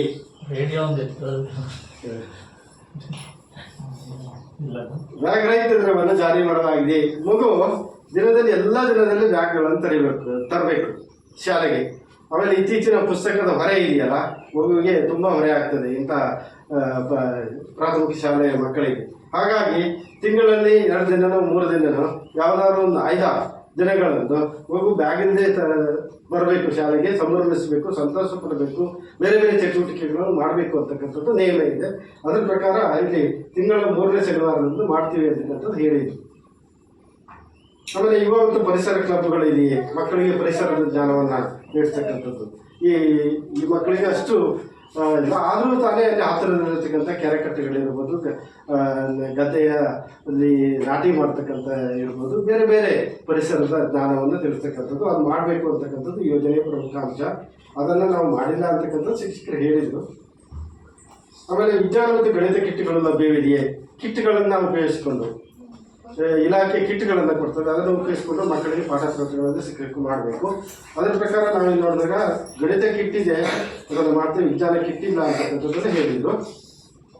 ಆಮೇಲೆ ಶಾಲೆಯಲ್ಲಿ ಘನ ಮತ್ತು ದ್ರವ ತ್ಯಾಜ್ಯದ ವಿಲೇವಾರಿ ಹೇಗೆ ಮಾಡ್ತೀರಿ ಅಂತಕ್ಕಂಥದ್ದು, ತ್ಯಾಜ್ಯ ಸಂಗ್ರಹಣೆ ಆದಾಗ ಅದನ್ನು ಏನು ಮಾಡ್ತೀರಿ ಅಂತಕ್ಕಂಥದ್ದು, ನಾವು ಅದನ್ನು ಗ್ರಾಮ ಪಂಚಾಯಿತಿ ವಿಲೇವಾರಿ ಮಾಡ್ತದೆ ಅಂತಕ್ಕಂಥದ್ದು. ಶಾಲೆಯ ಎಲ್ಲ ಘನ ಮತ್ತು ದ್ರವ ತ್ಯಾಜ್ಯದ ವಿಲೇವಾರಿ ಜವಾಬ್ದಾರಿ ಗ್ರಾಮ ಪಂಚಾಯಿತಿ. ಏನು ಸಂಗ್ರಹಣೆ ಆದ ನಂತರ ಶಾಲೆ ಪ್ರಸ್ತಾವನೆ ಮಾಹಿತಿಗಳನ್ನು ಕೊಟ್ಟಾಗ ಗ್ರಾಮ ಪಂಚಾಯತಿ ವಿಲೇವಾರಿ ಮಾಡಬೇಕು ಅಂತಕ್ಕಂಥದ್ದು ನಿಯಮ ಹೇಳ್ತಾ ಇದೆ. ಗ್ರಾಮ ಪಂಚಾಯತಿ ಮಾಡ್ತಾ ಇದೆ ಅಂತಕ್ಕಂಥದ್ದನ್ನು ಹೇಳಿದೆ ಶಿಕ್ಷಕರು. ಕೆಲವು ಮೂಲ ಸೌಕರ್ಯಗಳು ಇತರೆ ಇಲಾಖೆಗಳ ಯೋಜನೆಗಳಿಂದ ಮಂಜೂರಾಗಿದೆ ಮತ್ತು ನಿರ್ವಹಿಸಲಾಗಿದೆ. ಶಾಲೆ ಅಭಿವೃದ್ಧಿ ಆಗಬೇಕಾದ್ರೆ ಭೌತಿಕವಾಗಿರ್ತಕ್ಕಂಥ ಎಲ್ಲ ಶಾಲಾ ಕಟ್ಟಡಗಳಿರ್ಬೋದು, ತರಗತಿ ಕೊಠಡಿ ಇರ್ಬೋದು, ಅಡಿಕೆ ಕೊಠಡಿ ಇರ್ಬೋದು, ಅಥವಾ ಬೇರೆ ಮೂಲ ಸೌಕರ್ಯಗಳು, ಶಾಲಾ ಸುತ್ತ ಕಾಂಪೌಂಡು, ಪ್ರಯೋಗಾಲಯ, ಶೌಚಾಲಯ ಇವುಗಳನ್ನು ನಿರ್ಮಾಣ ಮಾಡಬೇಕಾದ್ರೆ ಶಿಕ್ಷಣ ಇಲಾಖೆಯಿಂದ ನೀಡ್ತಕ್ಕಂಥ ಅನುದಾನ ಸಾಕಾಗೋದಿಲ್ಲ, ಅಭಿವೃದ್ಧಿ ಮಾಡಲಿಕ್ಕೆ ಆಗೋದಿಲ್ಲ. ಹಾಗಾಗಿ ಸರ್ಕಾರ ಏನು ಮಾಡಿಕೊಟ್ಟಿದೆ ಅಂತ ಹೇಳಿದ್ರೆ, ಬೇರೆ ಇಲಾಖೆಗಳಿಂದ ಅನುದಾನಗಳನ್ನು ಪಡೆದು ಆ ಎಲ್ಲ ಮೂಲಸೌಕರ್ಯಗಳನ್ನು ಪಡ್ಕೊಳ್ಳಿಕ್ಕೆ ಅವಕಾಶ ಮಾಡಿಕೊಟ್ಟಿದೆ ಸರ್ಕಾರ. ಗ್ರಾಮ ಪಂಚಾಯತಿ ಇರ್ಬೋದು, ತಾಲೂಕ್ ಪಂಚಾಯತ್ ಇರ್ಬೋದು, ಜಿಲ್ಲಾ ಪಂಚಾಯತ್ ಇರ್ಬೋದು, ಶಾಸಕರ ಅನುದಾನ, ಸಂಸದರ ಅನುದಾನ, ವಿಧಾನ ಪರಿಷತ್ ಸದಸ್ಯರ ಅನುದಾನ ಮತ್ತು ಶಿಕ್ಷಕರ ಪ್ರತಿನಿಧಿಗಳ ಅನುದಾನಗಳನ್ನು ಪಡ್ಕೊಂಡು ಎಲ್ಲ ಮೂಲಭೂತ ಸೌಕರ್ಯಗಳನ್ನು ಮಾಡಿಕೊಳ್ಳಲಿಕ್ಕೆ ಅವಕಾಶವನ್ನು ಮಾಡಿಕೊಟ್ಟಿದೆ ಸರ್ಕಾರ. ಬೇರೆ ಯಾವುದೇ ಇಲಾಖೆ ಈ ರೀತಿಯಾಗಿರ್ತಕ್ಕಂಥ ಅವಕಾಶಗಳಿಲ್ಲ. ಆ ಇಲಾಖೆಯ ಅನುದಾನವನ್ನು ಮಾತ್ರ ಬಳಕೆ ಮಾಡಿಕೊಳ್ಬೇಕಾಗ್ತದೆ. ಇಲ್ಲಿ ಅವಕಾಶ ಮಾಡಿಕೊಟ್ಟಿದೆ. ಆದರೆ ಇಲ್ಲಿ ಇತ್ತೀಚೆಗೆ 2018, 19, 20ರಿಂದ ಈಚೆಗೆ ಯಾವುದೇ ಮೂಲ ಸೌಕರ್ಯಗಳು ಈ ಶಾಲೆಗೆ ಬಂದಿಲ್ಲ, ಅನುಷ್ಠಾನವೂ ಆಗಿಲ್ಲ. ಶೌಚಾಲಯ ಆಗಿದೆ, ಶೌಚಾಲಯ ದುರಸ್ತಿ ಆಗಿದೆ. ದುರಸ್ತಿ ಆಗಿದೆ ಸರ್. ಆಗಿದೆ. ನೀವು ಯಾವ್ದು ಆವಿಷ್ಕಾರ- ಇಲ್ಲ, ಶೌಚಾಲಯ ಯಾವಾಗ ಆಗಿದೆ ಸರ್? ರೀಸೆಂಟ್ ಯಾವಾಗಂದ್ರೆ ಇದು ನಮ್ಮ ಹ್ಯಾಂಡ್ ಅವ್ರಿಗೆ ಏನು ಬಂದಿಲ್ಲ ಸರ್. ಇವ್ರು ಹ್ಯಾಂಡ್ ಓವರ್ ಕೊಡಲ್ಲ ನಾವು. ಕೊಡಲ್ಲ ಅದು ಆಕ್ಚುಲಿ ಸರ್ ಏನಿರೋದು ಅಂತ ಹೇಳಿದ್ರೆ ಹಂಗಾಗಿ ಮುಖ್ಯ ಶಿಕ್ಷಕರ ಗಮನಕ್ಕೆ ತಂದು ಗಮನ ತಂದಿದ್ದಾರೆ ಅಷ್ಟೇ ಬಿಟ್ಟಿದೆ. ಬಟ್ ನಮ್ಮ ಹ್ಯಾಂಡ್ ಅವ್ರಿಗೆ ಬಂದಿಲ್ಲ ಸರ್. ಹಂಗಾಗಿ ನಾನು ಮಾಹಿತಿ ಇರಲ್ಲ.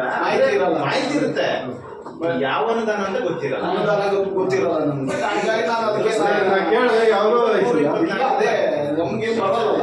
ನಮ್ಮ ಇದಕ್ಕೆ ಲೆಕ್ಕಾಚಾರ ಎಷ್ಟು ಲಕ್ಷ ಸರ್ ಅದು? ಲಕ್ಷ ಇಲ್ಲ ಸರ್.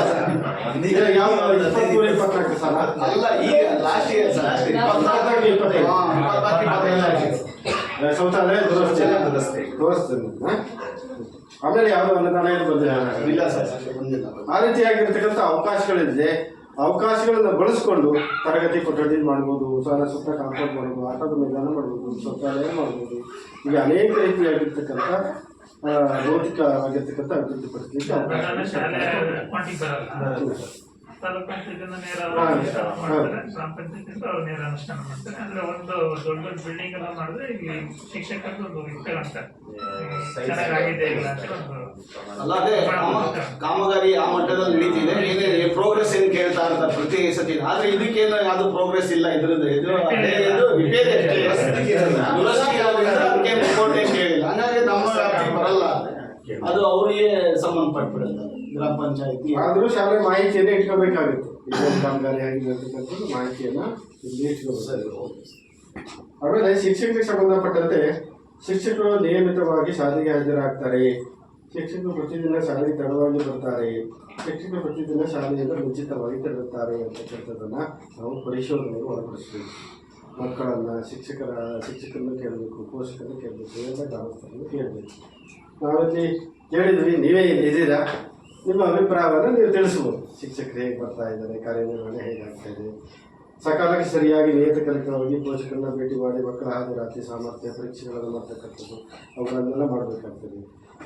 ಮಕ್ಕಳಿಗೆ ಪರೀಕ್ಷೆಗಳನ್ನು ಘಟಕ ಪರೀಕ್ಷೆಗಳನ್ನು ಮಾಡ್ತಕ್ಕಂಥದ್ದು ಮೌಲ್ಯಾಂಕನ ಮಾಡಿ ಮಗು ಯಾವ ಹಂತದಲ್ಲಿದೆ ಅಂತಕ್ಕಂಥದ್ದನ್ನು ಪೋಷಕರಿಗೆ ಮಾಹಿತಿಯನ್ನು ಶಿಕ್ಷಕರು ನೀಡಬೇಕಾಗ್ತದೆ. ಅದನ್ನೆಲ್ಲ ಮಾಡಿದಾರ ಅಂತಕ್ಕಂಥದ್ದು. ಯಾಕೆಂದರೆ ನಾವು ನಿನ್ನೆ ಮೊನ್ನೆ ನೋಡಿದಾಗ ಯಾವ ಪೋಷಕರು ಇಲ್ಲಿ ಹತ್ತಿರದಲ್ಲಿ ಒಬ್ಬೊಬ್ಬರು ಸಿಕ್ಕಿಲ್ಲ. ಸಭೆಯಲ್ಲಿ ನಿಮ್ಮ ಅಭಿಪ್ರಾಯವನ್ನು ಹೇಳಿ. ಈಗ ನಾವು ಯಾರು ಇರೋದು ಸರ್, ಅವ್ರು ಕರ್ಕೊಂಡು ಬರ್ತಾರೆ, ಅವರೇ ಹೋಗ್ತಾರೆ. ಮಾಡಿದಾರ ಅಂತ ಅದೇ ಮಾಡಿ ಈ ನಿಯಮ ಹೇಳ್ತದೆ ಈ ರೀತಿ ಇರಬೇಕು ಅಂತ. ಶಿಕ್ಷಣ ಇಲಾಖೆ ನಿಯಮದ ಪ್ರಕಾರ ಶಿಕ್ಷಕರು ಬರಬೇಕು. ಆ ನಿಯಮದ ಪ್ರಕಾರ ಪಾಠ ಪ್ರವಚನ ಮಾಡಬೇಕು. ಆ ನಿಯಮದ ಪ್ರಕಾರವೇ ಅವರು ಶಾಲೆಯಿಂದ ತೆರಳಬೇಕು. ಅದಕ್ಕೆ ಸಮಯವನ್ನು ನಿಗದಿ ಮಾಡಿದೆ. ಅದನ್ನ ಪಾಲಿಸ್ತಾರ ಅಂತಕ್ಕಂಥದ್ದನ್ನ ನೀವು ಗಮನಿಸಬೇಕು ಅಂತಕ್ಕಂಥದ್ದು ಅದೊಂದು ನಿಯಮದ ದೂರದಿಂದ ಬರ್ಬೇಕಲ್ಲ, ಹಂಗಾಗಿ ಒಂದ್ಸಲ ಸ್ವಲ್ಪ ಲೇಟ್ ಆಗ್ತೈತೆ. 10-20 ಹಂಗಾಗ್ತೈತ್ರಿ ಅಷ್ಟೇ. ನಿಯಮ ಹೇಳ್ತದೆ ಶಿಕ್ಷಣ ಇಲಾಖೆ ಸಮಯ ನಿಗದಿಪಡಿಸಿ ಅದರ ಪ್ರಕಾರ ಅವರು ಕಾರ್ಯನಿರ್ವಹಣೆ ಮಾಡಬೇಕು ಅಂತಕ್ಕಂಥದ್ದು. ಆಮೇಲೆ ಶಿಕ್ಷಕರು ಸರದಿ ಶಾಲೆಯಿಂದ ವೇತನವನ್ನು ಪಡೆಯುತ್ತಾರೆ, ಆದರೆ ಶಾಲೆಯಲ್ಲಿ ಕಾರ್ಯನಿರ್ವಹಿಸುತ್ತಿಲ್ಲ. ಇನ್ನೊಬ್ಬರು ಶಿಕ್ಷಕರು ಇಲ್ಲಿ ಕಾಯಂ ಶಿಕ್ಷಕರು ಇದ್ದಾರಂತೆ, ಅವರು ಬೇರೆ ಕಡೆ ನಿಯೋಜನೆ ಆಗಿದ್ದಾರೆ ಅಂತಕ್ಕಂಥದ್ದು. ಆಮೇಲೆ ಇತ್ತೀಚೆಗೆ ಶಿಕ್ಷಕರು ತರಬೇತಿಯನ್ನು ಪಡೆದಿದ್ದಾರೆ. ಶಿಕ್ಷಕರ ಕಾರ್ಯಕ್ಷಮತೆಯನ್ನು ಹೆಚ್ಚಿಸಲು ಕಾಲಕಾಲಕ್ಕೆ ಅನೇಕ ಬದಲಾವಣೆಗಳಾಗ್ತವೆ. ಮಕ್ಕಳಿಗೆ ಗುಣಮಟ್ಟದ ಶಿಕ್ಷಣವನ್ನು ನೀಡಲು ಇಲಾಖೆ ಏನು ಮಾಡ್ತದೆ, ಆಗಾಗ ಶಿಕ್ಷಕರಿಗೆ ತರಬೇತಿಯನ್ನು ಕೊಡ್ತಾ ಇರ್ತದೆ. ಬೇರೆ ಬೇರೆ ಭಾಷೆಯನ್ನು ಕಲಿಸ್ಲಿಕ್ಕೆ, ಬೇರೆ ಬೇರೆ ವಿಷಯಗಳನ್ನು ಕಲಿಸ್ಲಿಕ್ಕೆ.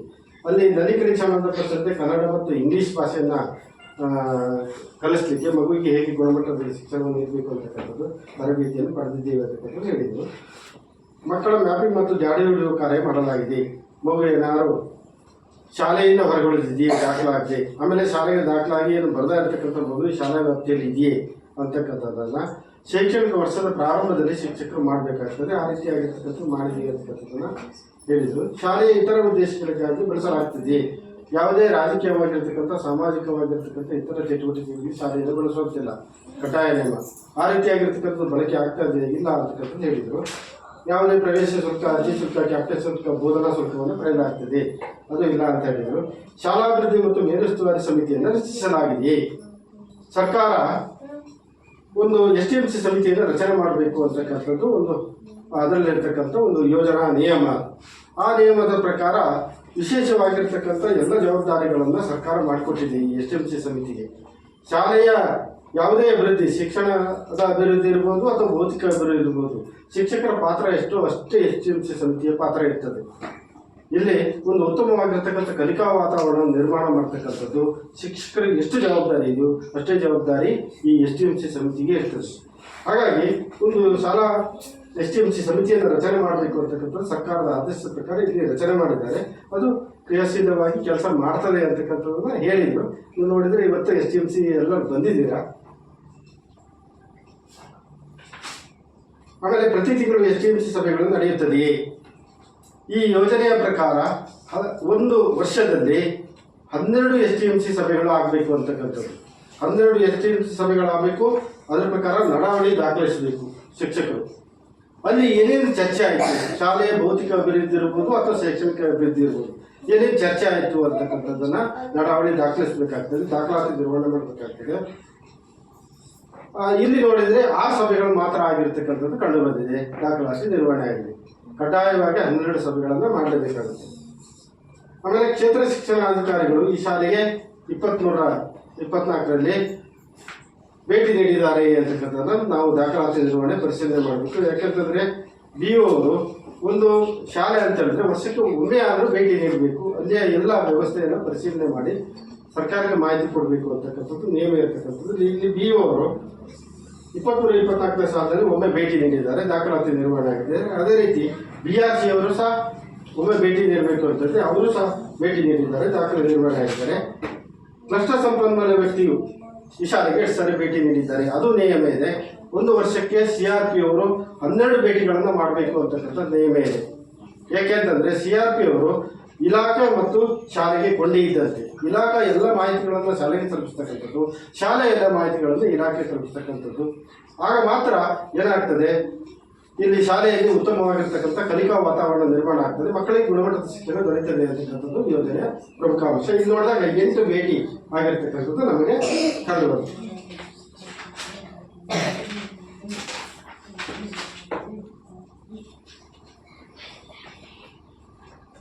ಆಮೇಲೆ 10% ಸಂಯುಕ್ತ ಸಾಲ ಅನುದಾನವನ್ನು ಸ್ವಚ್ಛತಾ ಕ್ರಿಯಾ ಯೋಜನೆಗೆ ವೆಚ್ಚ ಭರಿಸಲಾಗಿದೆ. ಸ್ವಚ್ಛತೆ, ಶಾಲಾ ಸ್ವಚ್ಛತೆಗೆ ಸಂಬಂಧಪಟ್ಟಂತೆ ಅದನ್ನು ಭರಿಸಿದ್ದೀವಿ ಅಂತಕ್ಕಂಥದ್ದನ್ನು ಹೇಳಿದ್ದು. ಶಾಲಾ ಸುರಕ್ಷತಾ ಸಮಿತಿಯನ್ನು ಶಾಲೆಯಲ್ಲಿ ರಚಿಸಲಾಗಿದೆ. ಒಂದು ಸುರಕ್ಷತಾ ಸಮಿತಿಯನ್ನು ರಚನೆ ಮಾಡಬೇಕು. ಒಂದು 4-5 ಪೋಷಕರು ಇರ್ತಕ್ಕಂಥ ಒಬ್ಬ ಶಿಕ್ಷಕರು ಇರ್ತಕ್ಕಂಥದ್ದು. ಮಕ್ಕಳಿಗೆ ಏನಾದರೂ ತೊಂದರೆ ಆದಾಗ ಆ ಸಮಿತಿ ಕ್ರಿಯಾಶೀಲವಾಗಿ ಕೆಲಸ ಮಾಡಿ ಅದರಲ್ಲೇ ಮಾಡಬೇಕು ಅಂತಕ್ಕಂಥದ್ದು, ಅದನ್ನು ಮಾಡಿದ್ದೀವಿ ಅಂತಕ್ಕಂಥದ್ದನ್ನು ಹೇಳಿದರು. ಒಂದು ದೂರು ಪೆಟ್ಟಿಗೆ ಮತ್ತು ಒಂದು ಪ್ರಥಮ ಚಿಕಿತ್ಸಾ ಪೆಟ್ಟಿಗೆಯನ್ನು ನಿರ್ವಹಣೆ ಮಾಡಬೇಕು. ದೂರುಗಳೇನಾದ್ರು ಇದ್ದರೆ ಪೋಷಕರು ದೂರುಗಳನ್ನು ಅದರಲ್ಲೇ ಸಲ್ಲಿಸ್ತಕ್ಕಂಥದ್ದು. ಆಮೇಲೆ ಪ್ರಥಮ ಚಿಕಿತ್ಸಾ ಪೆಟ್ಟಿಗೆ, ಮಕ್ಕಳಿಗೆ ಏನಾದರೂ ಆಟಪಾಠದಲ್ಲಿ ಭಾಗವಹಿಸಿದಾಗ ಅಲ್ಲಿ ಸಣ್ಣ ಪುಟ್ಟ ಗಾಯಗಳಾದಾಗ ಕನಿಷ್ಠ ಔಷಧಿಗಳನ್ನು ನಿರ್ವಹಣೆ ಮಾಡಿ ಅದನ್ನು ಉಪಯೋಗ ಮಾಡ್ತಕ್ಕಂಥದ್ದು, ಅದನ್ನು ಮಾಡಿದ್ದೀವಿ ಅಂತಕ್ಕಂಥದ್ದನ್ನು ಹೇಳಿದರು. ಆಮೇಲೆ ತುರ್ತು ದೂರವಾಣಿ ಸಂಖ್ಯೆಗಳನ್ನು ಪ್ರದರ್ಶನ ಮಾಡಬೇಕು ಅಂತಕ್ಕಂಥದ್ದು. ಆಮೇಲೆ ಏನಂತ ಹೇಳಿದ್ರೆ ಮಕ್ಕಳ ದೂರವಾಣಿ, ಮಹಿಳಾ ದೂರವಾಣಿ, ಅಗ್ನಿಶಾಮಕ ದೂರವಾಣಿ, ಆಮೇಲೆ ಆರೋಗ್ಯ ದೂರವಾಣಿಗಳು, ಪೊಲೀಸ್ ದೂರವಾಣಿಗಳು ಮತ್ತು ಇಲಾಖೆಯ ಉನ್ನತಾಧಿಕಾರಿಗಳ ದೂರವಾಣಿಗಳನ್ನು DDPIಯಿಂದ ಮತ್ತು CRP ಅವರಿಗೆ ಎಲ್ಲ ದೂರವಾಣಿಗಳನ್ನು ಶಾಲೆಯಲ್ಲಿ ಫಲಕದಲ್ಲಿ ನಿರ್ವಹಣೆ ಮಾಡಬೇಕಾಗ್ತದೆ. ಯಾಕೆಂದರೆ ಎಲ್ಲರೂ ಪೋಷಕರು ಮಾಹಿತಿಗಳನ್ನು ಉನ್ನತಾಧಿಕಾರಿಗಳಿಂದ ಪಡಿಬೇಕು ಅಥವಾ ಬೇರೆ ಇಲಾಖೆ ಬೇರೆ ತೊಂದರೆಗಳಾದಾಗ ಸಹಾಯವನ್ನು ಪಡಿಬೇಕು ಅಂತ ಹೇಳಿದ್ರೆ ಅದರ ಎಲ್ಲ ಫಲಕವನ್ನು ನಿರ್ವಹಣೆ ಮಾಡಬೇಕು. ಅದನ್ನು ನಿರ್ವಹಣೆ ಮಾಡಿದ್ದಾರೆ. ಆಮೇಲೆ ಕನಿಷ್ಠ ಒಬ್ಬ ಶಿಕ್ಷಕರು ವೃತ್ತಿಪರ ಮಾರ್ಗದರ್ಶನ ಮತ್ತು ಸಮಾಲೋಚನೆ ಕೌಶಲ್ಯಗಳು ತರಬೇತಿಯನ್ನು ಪಡೆದಿದ್ದಾರೆ.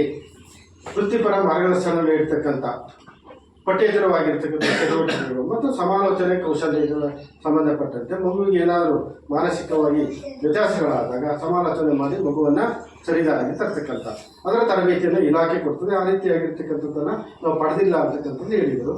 ಶಾಲೆಯಲ್ಲಿ ಉತ್ತಮ ರೂಢಿಗಳಿದ್ದರೆ ನಮೂದಿಸಿಕೊಳ್ಳುತ್ತದೆ. ಬೇರೆ ಬೇರೆ ಚಟುವಟಿಕೆಗಳನ್ನು ನೀಡ್ತಕ್ಕಂಥದ್ದು, ರಸಪ್ರಶ್ನೆ ಚಟುವಟಿಕೆಗಳಿರ್ತದೆ, ಯೋಗ, ಧ್ಯಾನ, ಹೀಗೆ ಅನೇಕ ಚಟುವಟಿಕೆಗಳನ್ನು ಮಾಡ್ತಕ್ಕಂಥದ್ದು ಇರ್ತದೆ. ನಾವು ಅದು ಯಾವುದನ್ನು ಇಲ್ಲ ಅಂತಕ್ಕಂಥ ಅಭಿಪ್ರಾಯವನ್ನು ಹೇಳಿದರು. ಈ ಎಲ್ಲ ಅಂಶಗಳು ಒಟ್ಟು 134 ಅಂಶಗಳಿದೆ. ನಿಮ್ಮ ಹಿರಿಯ ಪ್ರಾಥಮಿಕ ಶಾಲೆಗೆ ಸಂಬಂಧಪಟ್ಟಂತೆ ಕೆಲವೊಂದು ಅಂಶಗಳನ್ನು ಆಯ್ದ ಅಂಶಗಳನ್ನು ನಾವು ಪರಿಶೀಲನೆ ಮಾಡಿದ್ದೇವೆ. ಅದರೆಲ್ಲ ಅಂಶಗಳನ್ನು ನಾನು ಸಭೆಯ ಮುಂದೆ ಮಂಡಿಸ್ತೇನೆ.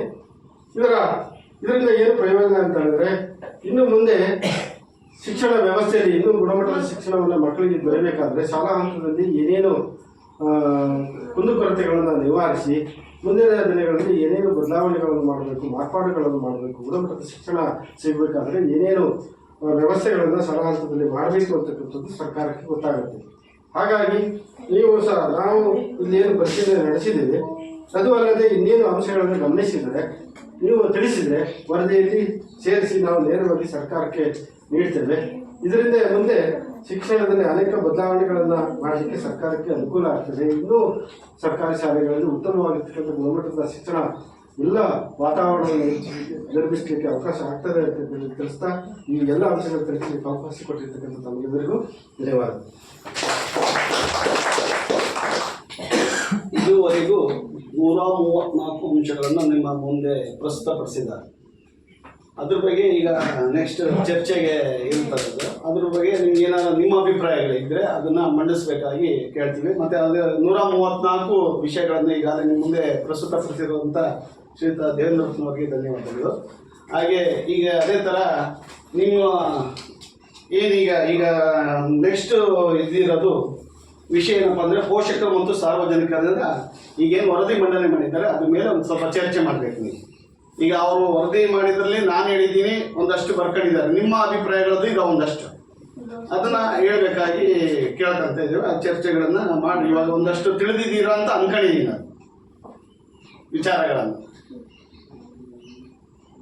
ಹೇಳಿ, ಏನಾದ್ರು ಇದ್ರೆ ಹೇಳ್ಬೇಕು. ಅಲ್ಲ, ವಿಷಯಗಳಿದ್ರೆ ಹೇಳಿ, ಅದರಲ್ಲಿ ಸಂಕೋಚ ಇಲ್ಲ, ಚರ್ಚೆ ಮಾಡ್ಬೋದು. 130ರಲ್ಲಿ ಒಂದು 100 ವರದಿಗಳು ಪಾರದರ್ಶಕವಾಗಿ ಸರಿಯಾಗಿ ಕಾಣ್ತದೆ.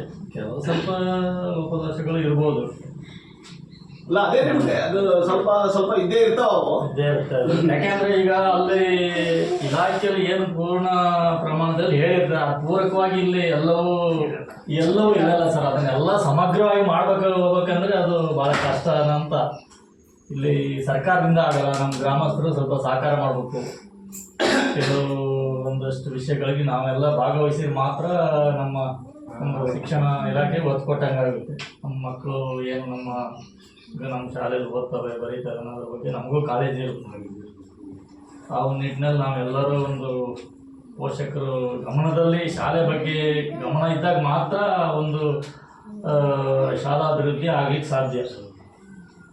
ಸರಿಯಾದ ರೀತಿಯಲ್ಲಿ ಆರೋಗ್ಯ ತಪಾಸಣೆ ನಡೀತಾ ಇದೆ, ಎಲ್ಲ ವಿಚಾರಗಳನ್ನು ಹೇಳ್ಬೋದು.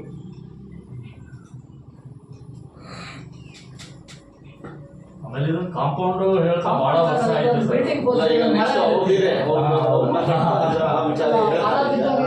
ಒಂದು ಬೇರೆ ಓಪನ್ ಆಗಿ ಸ್ವಲ್ಪ ನಾನು ಬಂದಿದ್ದೆ. ನೀವು ಬಂದಿದ್ದೀರಲ್ಲ, ಅದ್ರದ್ದು ಒಂದು ಏನು ಅದು ಕೇಳ್ಬೇಕು ಸರ್. ಅದು ರಿಪೋರ್ಟ್ ಎಲ್ಲ ನಾನು ಕಳಿಸಿದ್ವಿ. ಕಾಂಟೆಂಟ್ ಇರ್ತಾರೆ, ಶೋಭಾ ಮೇಡಮ್ ಇದಾರಲ್ಲ, ಮಂಜಪ್ಪ ಅವರು ಎಲ್ಲ ನಿಂತ್ಕೊಂಡು ಫೋಟೋ ತೆಗೆದು ಸರ್ಕಾರ ಕಳಿಸಿದ್ವಿ. ಬಂದ್ರೆ ನಿಮ್ಮದೇ ಅಕೌಂಟಿಗೆ ಬರುತ್ತದೆ SDMC ಕಮಿಟಿಗೆ. ಬಟ್ ಅದು ಏನಾಯ್ತು ಗೊತ್ತಿಲ್ಲ, ಕೇಳಬೇಕು, ಅವರಿಗೆ ಕೇಳಬೇಕು. ಸ್ವಲ್ಪ ಅದಕ್ಕೆ ನಾನು ಗ್ರಾಜುಯೇಟ್ ಮಾಡ್ತೀವಿ ಗೋಡೆ ಗಿಡ ಎಲ್ಲ ಹೊಡೆದೋಗ್ಬಿಟ್ಟಿದೆ. ಹೇಳಿ, ಮೇಲ್ಚಾವಣಿ ಇದೆ, ಒಂದು ಕೊಠಡಿ ಏನಾದ್ರು ಬೇಕಾದ್ರೆ ಎಕ್ಸ್ಟ್ರಾ ಬೇಕು ಸರ್. ಯಾಕೆಂದ್ರೆ ಇದು ಮುಂದಾಯ್ತು ಅಂಗನವಾಡಿ ಲೈನಲ್ಲಿ ಬಂದ್ಬಿಟ್ರೆ ಶಾಲೆ ತುಂಬಾ ನೀಟ್ ಆಗುತ್ತೆ. ಅವಾಗೆಲ್ಲ ಫೀಲ್ಡ್ ಲೆಕ್ಕಾಚಾರ ಅದೇ ಮತ್ತೆ ನೀವು ಅದನ್ನ ಕೇಳಿದ್ರೆ ಅದನ್ನೇ ಮತ್ತೆ ಚರ್ಚೆ ಬೇಕು ಸರ್. ಕೊಠಡಿನೇ ಮೇನ್ ಇರೋದು ಸರ್. ಕೊಠಡಿ ಬೇಕಿದೆ, ಏನಿಲ್ಲ ಸರ್.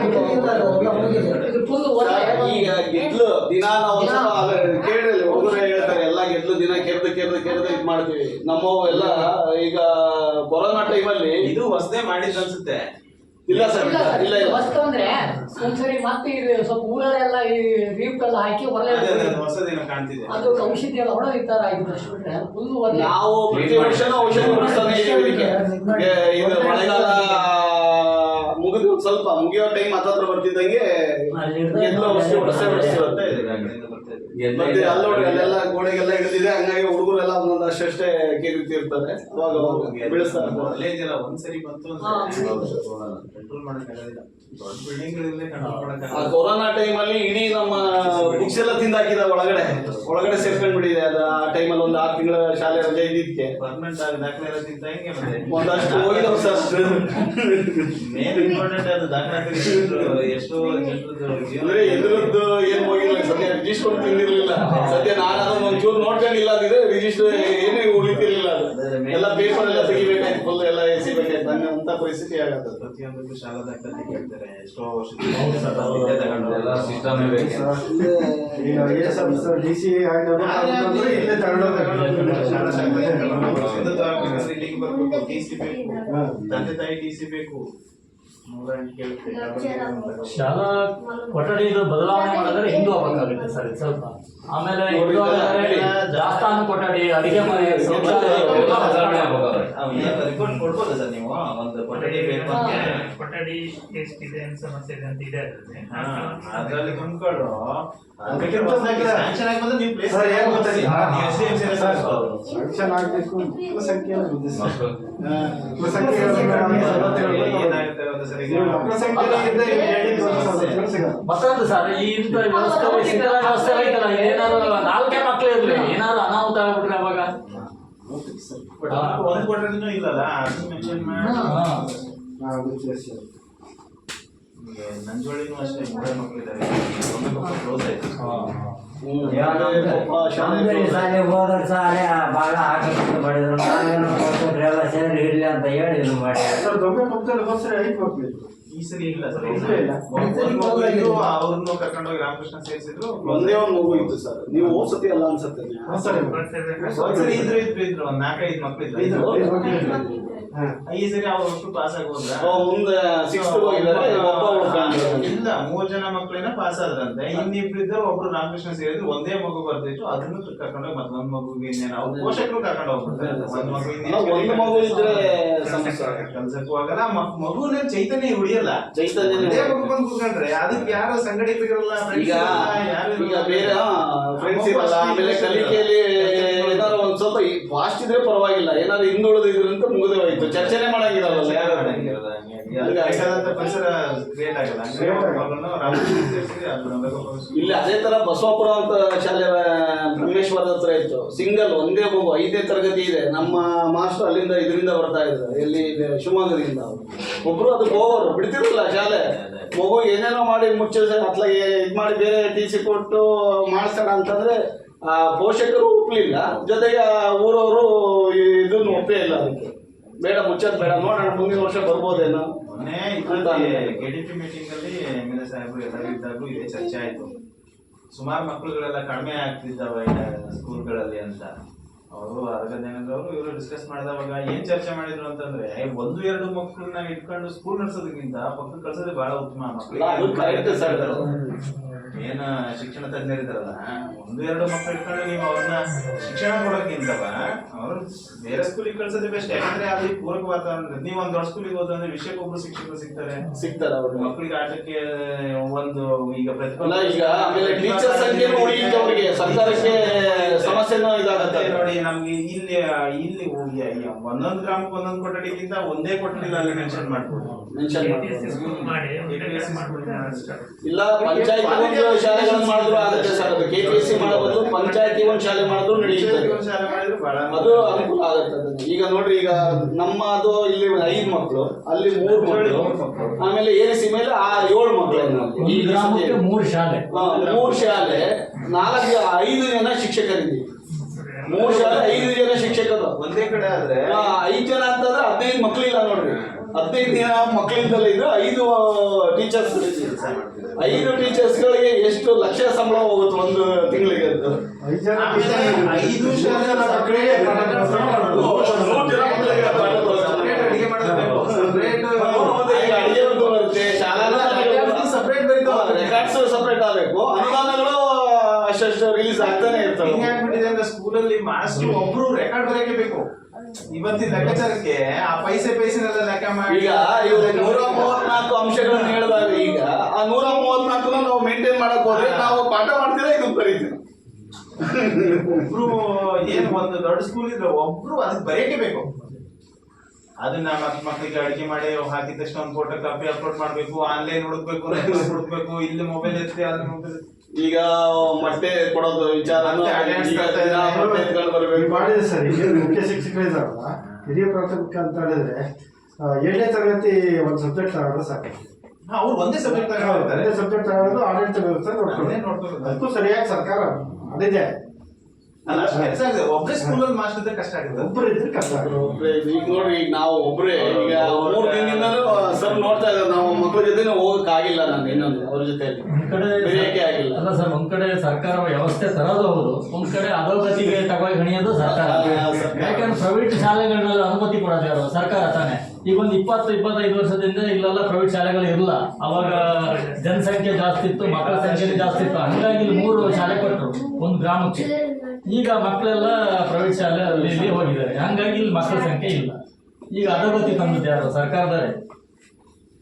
ಆಮೇಲೆ ಬರ್ತಾ ಇಲ್ಲಲ್ಲ ಚಂದ್ರಣ್ಣ, ಇಲ್ಲಿ ಹುಟ್ಟುವ ಮಕ್ಕಳ ಸಂಖ್ಯೆನೇ ಇಲ್ಲ. ಮದುವೆ ಆಗೋ ಯುವಕರು ಇಲ್ಲ ಇಲ್ಲಿ. ಕೊಪ್ಪದಲ್ಲಿ ಪ್ರೈವೇಟ್ ಸ್ಕೂಲಿಗೆ ಹೋಗಿದ್ದಿಲ್ಲ. ಸ್ವಲ್ಪ ಕಡಿಮೆ.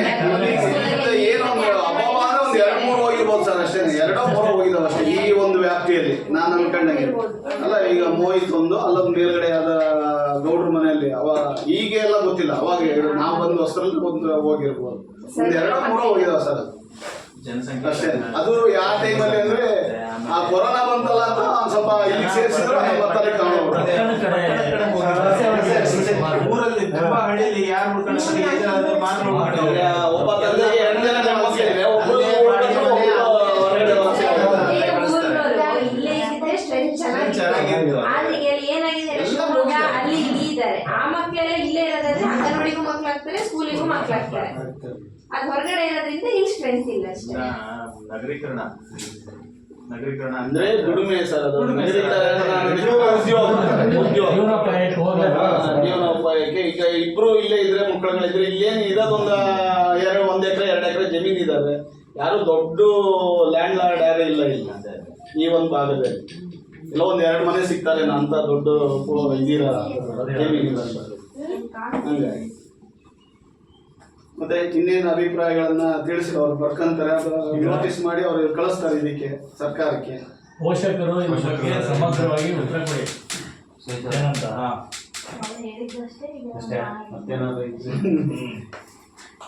ಅಲ್ಲ, ಅದೇನು ಮಕ್ಕಳು ಇದ್ದಾರ ಹೇಳ್ಕೊಳ್ತಾರೆ.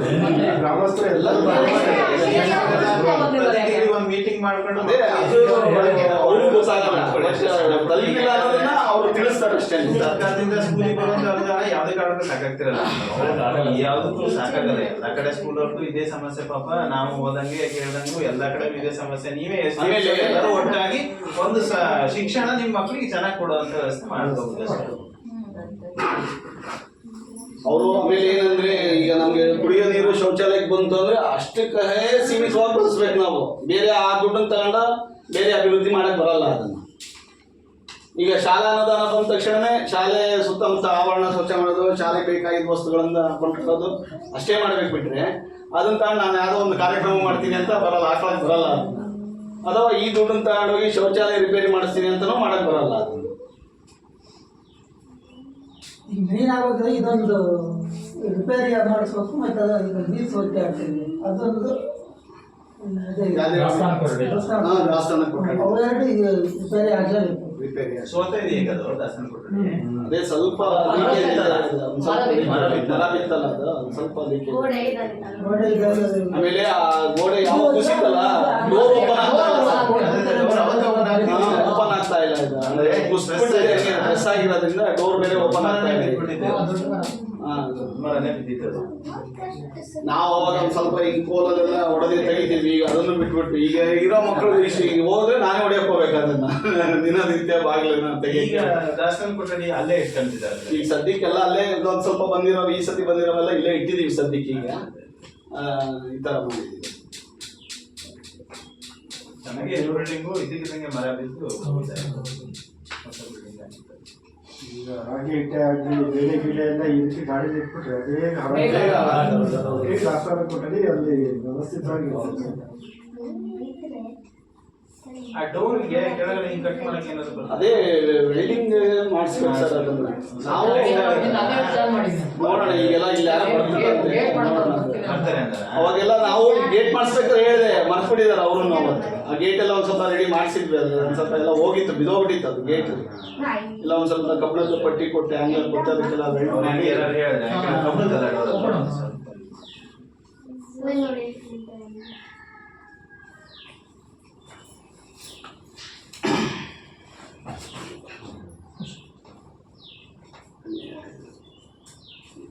ಅಕ್ಷರ ಕಾಣಿಸಂಗೆ ಸ್ವಲ್ಪ ಇದೊಂದು ಗ್ಲಾಸ್ ಬೇರೆ ಬಿಟ್ಟು ಬಂದ್ಬಿಡಿ.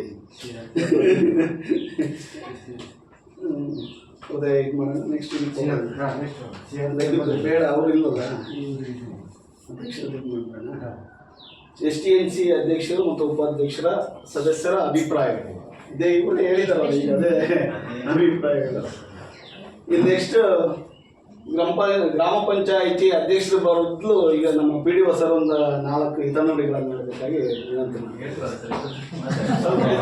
ಮಾತಾಡಿ. ಅದೇ ನಮ್ಮ ಕಾಂಪೌಂಡಿನ ಬಗ್ಗೆ ಒಂಚೂರು ಹೇಳಿ ಮಾಡೋಣ. ಸ್ವಲ್ಪ ಅದ್ರ ಬಗ್ಗೆ ಏನಾದರೂ ಏನೋ ನಮಗೆ ಈಗಾಗಲೇ ನನಗೆ ಒಂದು 6 ವರ್ಷದ ಹಿಂದೆ ಹೇಳಿದ್ರು ಮಲ್ಲಿಕಾ ಇದಾರಲ್ಲ, ಅವ್ರು ಈಗಾಗಲೇ ಹೇಳಿದ್ರು ಆಗಿದೆ ಸರ್ ಅಂತ. ಎಲ್ರಿಗೂ ನಮಸ್ಕಾರ. ಈ ದಿನ ಲಿಂಗನಕೊಪ್ಪ ಸರ್ಕಾರಿ ಕಿರಿಯ ಪ್ರಾಥಮಿಕ ಶಾಲೆಯಲ್ಲಿ ಸಾಮಾಜಿಕ ಪರಿಶೋಧನಾ ಗ್ರಾಮ ಸಭೆಯನ್ನು ಬರ್ರಿ ಚಂದ್ರ ಬರ್ರಿ ಹಮ್ಮಿಕೊಂಡಿದ್ದು. ಇದುವರೆಗೂ ಈ ಏನು 24-25ನೇ ಸಾಲಿನಲ್ಲಿ ಶೈಕ್ಷಣಿಕ ನಿಯಮಾನುಸಾರ ನಡ್ಕೊಂಡು ಹಾಗೂ ಅದರ ವರದಿಯನ್ನು ನಿಮ್ಮ ಮುಂದೆ ಮಂಡಿಸಿದ್ದಾರೆ.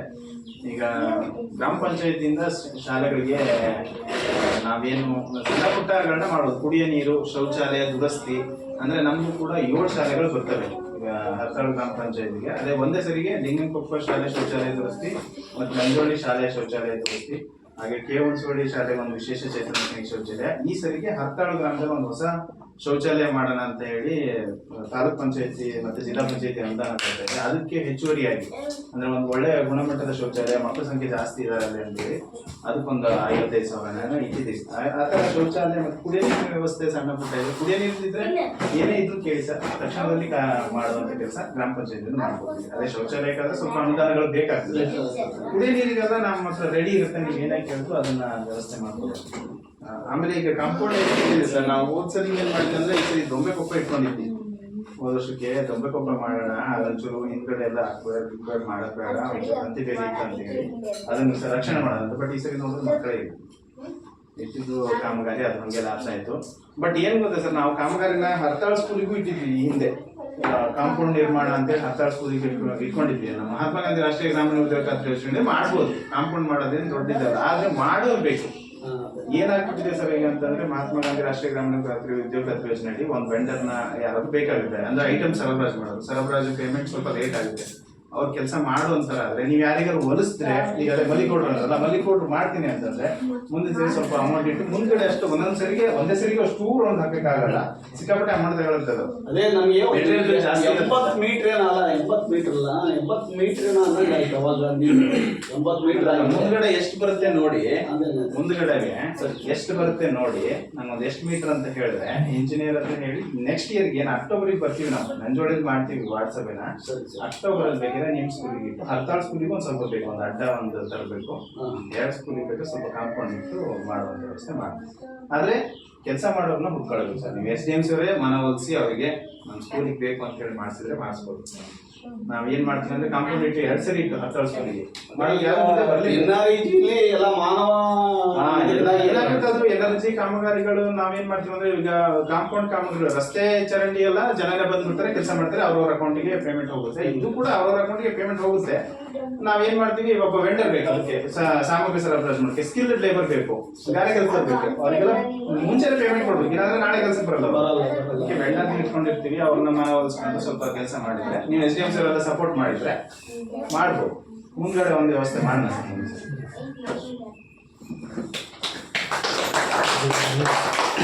ಗ್ರಾಮದಾಗಲಿ ಶಾಲಾ ಅಭಿವೃದ್ಧಿ ಆಗಲಿ ಯಾವ್ದಾದ್ರು ಕುಂದು ಕೊಟ್ಟೆ ನಮ್ಮ ಭಾಗದ ಸದಸ್ಯರೇ ಬಂದಿಲ್ಲ ಇವರು. ಸದಸ್ಯರಿಗೆ ಫೋನ್ ಮಾಡಿ ಹೇಳಿದ್ವಿ, ಅವ್ರು ಯಾಕೋ ಬರೋದೇ ಬಿಟ್ಬಿಟ್ರು ಇತ್ತೀಚೆಗೆ. ಸರಿ, ಇದುವರೆಗೂ ಒಂದಷ್ಟು ಶಾಲಾ ಕಾಂಪೌಂಡಿನ ವಿಚಾರವಾಗುವಷ್ಟು ನಮ್ಮ ಗ್ರಾಮ ಪಂಚಾಯಿತಿಯ PDO ಸರ್ ಮಾತಾಡೋದಂತ ಅವರಿಗೆ ಧನ್ಯವಾದಗಳನ್ನು ಅರ್ಪಿಸ್ತಾ ಇದ್ದೀವಿ. ಹಾಗೆ ನೆಕ್ಸ್ಟ್ ನಮ್ಮ ಗ್ರಾಮ ಸಭೆ ಅಧ್ಯಕ್ಷತೆ ವಹಿಸಿದಂಥ ಶ್ರೀಯುತ ಚಂದ್ರಣ್ಣನವರು 2 ಗೀತ ವಿನಂತಿ ಮಾಡ್ತಾರೆ. ನಮ್ಮ ಶಾಲಾ ಸಮಿತಿಯ ಅಧ್ಯಕ್ಷರೇ ಹಾಗೂ ನಮ್ಮ ಈ ಒಂದು ಕಾರ್ಯಕ್ರಮಕ್ಕೆ ಬಂದಂಥ ಹತ್ತಾರು ಪಂಚಾಯತ್ ಅಭಿವೃದ್ಧಿ ಅಧಿಕಾರಿಗಳೇ ಹಾಗೂ ನಮ್ಮ ಶಿಕ್ಷಣ ಇಲಾಖೆಯ ಅಧಿಕಾರಿಗಳೇ ಹಾಗೂ ನಮ್ಮ ಶಾಲೆಯ ಗುರುಗಳೇ ಹಾಗೂ ಈ ಕಾರ್ಯಕ್ರಮಕ್ಕೆ ಆಗಮಿಸಿದ ನಮ್ಮ ಎಲ್ಲ ಪೋಷಕರು ಹಾಗೂ ನಮ್ಮ ಅಂಗನವಾಡಿ ಕಾರ್ಯಕರ್ತೆಯರು ಹಾಗೂ ಆಶಾಕರ್ತೆಯರು ಹಾಗೂ ನಮ್ಮ ಶಾಲೆಯ ಮಕ್ಕಳೇ, ಇವತ್ತು ಏನು ನಮ್ಮ ಸರ್ಕಾರದಿಂದ ಶಾಲಾ ಅಭಿವೃದ್ಧಿಗಾಗಿ ಸರ್ಕಾರ ಏನು ಅನುದಾನಗಳನ್ನು ಕೊಡ್ತಾ ಇದೆ ಅದಕ್ಕೆ ಪೂರಕವಾಗಿ ಅದು ಯಾವುದೇ ರೀತಿಯ ಒಂದು ಲೋಪದೋಷಗಳು ಆಗಬಾರ್ದು ಅನ್ನೋ ನಿಟ್ಟಿನಲ್ಲಿ ಈ ಒಂದು ಆಡಿಟ್ ಕಾರ್ಯಕ್ರಮವನ್ನು ನಮ್ಮ ಶಾಲೆಯಲ್ಲಿ ಹಮ್ಮಿಕೊಂಡಿದ್ದಾರೆ. ಅದರ ಪರವಾಗಿ ಒಂದು 120 ಅಂಶಗಳ ಒಂದು ವರದಿಯನ್ನು ನಮ್ಮ ಸರ್ ಅವರು ಹೇಳಿದರು. ಎಲ್ಲವೂ ಸರ್ವೇ ಸಾಮಾನ್ಯವಾಗಿ ಪೂರಕವಾಗಿದೆ ಅಂತ ನನ್ನ ಭಾವನೆ. ಅದೇನಾದ್ರು ತಫಾವತುಗಳಿದ್ದರೆ ನಮ್ಮ ಪೋಷಕರು ಅಥವಾ ಕಂಡಂಥ ಊರಿನವರು ಏನಾದ್ರು ಇದ್ದರೆ ಹೇಳ್ಬೋದು ಅಂತ ಅವಾಗಲಿಂದ ಹೇಳ್ತಾ ಇದ್ದಾರೆ. ಹಾಗಾಗಿ ನಮಗೆ ತಿಳಿದ ಮಟ್ಟಿಗೆ ಸರ್ವೇ ಸಾಮಾನ್ಯ ನಮ್ಮ ಗುರುಗಳು, ನಮ್ಮ ಶಾಲಾ ಸಮಿತಿ ಅಧ್ಯಕ್ಷರು ಎಲ್ಲ ನಮ್ಮ ಶಾಲೆಯ ಪರವಾಗಿ ತುಂಬ ಒಂದು ಚಾಚು ಕೆಲವು ನಿಯಮಗಳನ್ನ ಪಾಲನೆ ಮಾಡ್ತಾ ಬಂದು ಈ ಒಂದು ಶಿಕ್ಷಣ ಇದನ್ನು ನಡೆಸ್ಕೊಂಡು ಹೋಗ್ತಾ ಇದ್ದಾರೆ. ಹಾಗೇನೋ ಮಕ್ಕಳ ಇಲ್ಲಿ ಹೆಚ್ಚಿಗೆ ಯಾವುದೇ ಒಂದು ಇದು ಮಾಡೋಕ್ಕೂ ಮಕ್ಕಳ ಸಂಖ್ಯೆ ತುಂಬ ಕಡಿಮೆ ಇದೆ ಅಂತ ಹೇಳಿ ನಾವು ಸರ್ಕಾರದಿಂದ ಬರುವಂಥ ಒಂದು ವ್ಯವಸ್ಥೆನ ನಾವು ಎಂದೂ ಹಾಳು ಮಾಡ್ಕೊಳಕ್ಕಾಗಲ್ಲ. ಹಾಗಾಗಿ ಇನ್ನು ಬರುವಂಥ ಕೆಲವು ಒಳ್ಳೆಯ ವ್ಯವಸ್ಥೆಗಳಾಗಬೇಕು. ಹಾಗೆ ನಮ್ಮ ಪಂಚಾಯತ್ ಅಭಿವೃದ್ಧಿ ಅಧಿಕಾರಿಗಳು ಸಹ ಹೇಳಿದ್ದಾರೆ, ಅದನ್ನೊಂದು ಕಾಂಪೌಂಡಿಂದೊಂದು ಅಳತೆ ಮಾಡಿ ಅವರಿಗೊಂದು ಪಟ್ಟಿ ಕೊಡಿ. ಈ ನಿಟ್ಟಿನಲ್ಲಿ ನಾವು ಗ್ರಾಮಸ್ಥರು, ಪೋಷಕರು ಎಲ್ಲ ಸೇರಿ ಈ ಒಂದು ಶಾಲಾ ಅಭಿವೃದ್ಧಿ ಬಗ್ಗೆ ನಾವೆಲ್ಲರೂ ಕೈ ಜೋಡಿಸೋಣ ಅಂತ ಹೇಳ್ತಾ ಈ ಒಂದು ಅವಕಾಶ ಕೊಟ್ಟಂತ ತಮ್ಮೆಲ್ಲರಿಗೂ ವಂದಿಸಿ ನನ್ನ ಮಾತನ್ನು ಮುಗಿಸ್ತೇನೆ. STMC ಅವರು ಮತ್ತು ಗ್ರಾಮದವರು ಎಲ್ಲ ಕೈ ಜೋಡಿಸದೆ ಶಾಲೆಯ ಅಭಿವೃದ್ಧಿಯನ್ನು ಮಾಡಬಹುದು ಅನ್ನುವಂಥ ವಿಚಾರಗಳನ್ನು ತಿಳಿಸ್ಕೊಟ್ಟಂತ ಈ ಸಭೆಯ ಅಧ್ಯಕ್ಷತೆಯನ್ನು ವಹಿಸಿದಂಥ ಶ್ರೀಯುತ ಸಲನ್ನ ಅವರಿಗೆ ಮಾತನ್ನು ಅರ್ಪಿಸ್ತಾ ಇದ್ದೀವಿ. ಹಾಗೆ ಈಗ ಕಾರ್ಯಕ್ರಮದ ಕೊನೆಯಲ್ಲಿ ವಂದನಾರ್ಪಣೆಗಳು. ಈಗಾಗಲೇ ನಮ್ಮ ಅಧ್ಯಕ್ಷರ ನುಡಿಗಳನ್ನು ಮಾತನಾಡಿದಂಥ ಶ್ರೀಯುತ ಚಂದ್ರಣ್ಣನವರಿಗೆ ನಮ್ಮ ನಿಮ್ಮೆಲ್ಲರ ಪರವಾಗಿ ತುಂಬ ಹೃದಯದ ವಂದನೆಗಳನ್ನು ಸಲ್ಲಿಸ್ತಾ ಇದ್ದೀವಿ. ಹಾಗೆ ನಮ್ಮ ಶಾಲೆಯ STMC ಅಧ್ಯಕ್ಷರಾದಂಥ ಶ್ರೀಯುತ ಶ್ರೀಧರ್ ಅವರು ಈ ಒಂದು ಕಾರ್ಯಕ್ರಮದಲ್ಲಿ ತುಂಬ ಚೆನ್ನಾಗಿ ನಡೆಸಿಕೊಟ್ಟಿದ್ದಾರೆ. ಅವ್ರಿಗೂ ಸಹ ವಂದನಾರ್ಪಣೆಗಳನ್ನು ಸಲ್ಲಿಸ್ತಾ ಇದ್ದೀವಿ. ಹಾಗೆ ಪ್ರಾಸ್ತಾವಿಕ ನುಡಿಗಳನ್ನಾಡದಂಥ ಶ್ರೀಯುತ KV ನಾಗೇಶ್ ಸರ್ ಅವರಿಗೂ ತುಂಬ ಹೃದಯದ ವಂದನೆಗಳನ್ನು ಸಲ್ಲಿಸ್ತಾ ಇದ್ದೀವಿ. ಹಾಗೆ ಸುಮಾರು 3 ದಿನಗಳ ಕಾಲ ನಮ್ಮ ಶಾಲೆಯ ಶೈಕ್ಷಣಿಕ ವಿಚಾರಗಳನ್ನು ಮತ್ತು ಜೊತೆಗೆ ಸಾಮಾಜಿಕ ಪರಿಶೋಧನೆಯ ವಿಚಾರಗಳನ್ನು ಕೂಲಂಕುಷವಾಗಿ ಪರಿಶೀಲಿಸಿದಂಥ ಶ್ರೀಯುತ ದೇವೇಂದ್ರಪ್ಪನ ಅವರಿಗೂ ಸಹ ತುಂಬ ಹೃದಯದ ಧನ್ಯವಾದಗಳನ್ನು ಅರ್ಪಿಸ್ತಾ ಇದ್ದೀವಿ. ಹಾಗೆ ಒಟ್ಟಾರೆಯಾಗಿ ಈ ಶಾಲೆಯ ಎಲ್ಲ STMCಯ ಉಪಾಧ್ಯಕ್ಷರಾದಂಥ ಶ್ರೀಮತಿ ಸವಿತಾರವರು ಈ ಒಂದು ಕಾರ್ಯಕ್ರಮದಲ್ಲಿ ತುಂಬ ಕೆಲಸದ ಒತ್ತಡದಲ್ಲಿದ್ದರೂ ಪಾಪ ಬಂದು ಭಾಗಿಗಳಾಗಿದ್ದಾರೆ. ಅವ್ರಿಗೂ ಸಹ ತುಂಬ ಹೃದಯದ ಧನ್ಯವಾದಗಳನ್ನು ಅರ್ಪಿಸ್ತಾ ಇದ್ದೀವಿ. ಹಾಗೆ ಅದೇ ಥರ ನಮ್ಮ STMCಯ ಸದಸ್ಯರುಗಳು ಹಾಗೂ ಗ್ರಾಮಸ್ಥರು ಎಲ್ಲರಿಗೂ ಈ ಒಂದು ಕಾರ್ಯಕ್ರಮದಲ್ಲಿ ಭಾಗವಹಿಸಿ ಕಾರ್ಯಕ್ರಮವನ್ನು ಯಶಸ್ವಿಗೊಳಿಸುತ್ತಿದ್ದೀರಾ. ಹಾಗಾಗಿ ತಮ್ಮೆಲ್ಲರಿಗೂ ವಂದನೆಗಳನ್ನು ಸಲ್ಲಿಸ್ತಾ ಇದ್ದೀವಿ. ಅದೇ ಥರ ನಮ್ಮ ಅಂಗನವಾಡಿಯ ಶಿಕ್ಷಕಿಯರು ಸಹ ಈ ಒಂದು ಕಾರ್ಯಕ್ರಮದಲ್ಲಿ ಭಾಗಿಗಳಾಗಿದ್ದಾರೆ. ಅವ್ರಿಗೂ ವಂದನೆಗಳನ್ನು ಸಲ್ಲಿಸ್ತಾ ಇದ್ದೀವಿ. ಅದೇ ಥರ ಆಶಾ ಕಾರ್ಯಕರ್ತೆ ಆದಂಥ ಶ್ರೀಮತಿ ಯೋಗೇಶ್ವರಿ, ನಿಮ್ಮದೊಂದು ಹೆಸರು ಬರ್ತದೆ ಆಮೇಲೆ ಇಟ್ಕೊಟ್ಟವ್ರಿ, ನಿಮ್ಮ ಫೋನ್ ನಂಬರ್ ಕೊಟ್ಟಿದ್ದಾರೆ. ಅವರು ಸಹ ಒಂದು ಕಾರ್ಯಕ್ರಮದಲ್ಲಿ ಭಾಗವಹಿಸಿ ಕಾರ್ಯಕ್ರಮವನ್ನು ಯಶಸ್ವಿಗೊಳಿಸಿಕೊಟ್ಟಿದ್ದಾರೆ. ಅವ್ರಿಗೂ ಧನ್ಯವಾದಗಳನ್ನು ಅರ್ಪಿಸ್ತಾ ಇದ್ದೀವಿ. ಹಾಗೆ ನಮ್ಮ ಶಾಲೆಯ ಮುಖ್ಯ ಅಡುಗೆಯವರಿಗೂ ಸಹ ಒಂದು ಕಾರ್ಯಕ್ರಮದಲ್ಲಿ ಭಾಗಿಗಳಾಗಿದ್ದಾರೆ. ಅವ್ರಿಗೂ ಸಹ ತುಂಬ ಹೃದಯದ ಧನ್ಯವಾದಗಳನ್ನು ಅರ್ಪಿಸ್ತಾ ಇದ್ದೀನಿ. ಹಾಗೆ ನಮ್ಮ ಶಾಲೆಯ ಕೇಂದ್ರ ಬಿಂದುಗಳಾದಂಥ ಮಕ್ಕಳುಗಳಿಗೂ ಈ ಒಂದು ಕಾರ್ಯಕ್ರಮದ ಪರವಾಗಿ ತುಂಬ ಹೃದಯಗಳನ್ನು ತುಂಬ ವಂದನೆಗಳನ್ನು ಸಲ್ಲಿಸ್ತಾ ಕಾರ್ಯಕ್ರಮವನ್ನು ಇಲ್ಲಿಗೆ ರಾಷ್ಟ್ರಗೀತೆ ಹಾಡುವುದರೊಂದಿಗೆ ಮುಕ್ತಾಯಗೊಳಿಸೋಣ. ಎಲ್ಲರೂ ಇದ್ದು ಬರ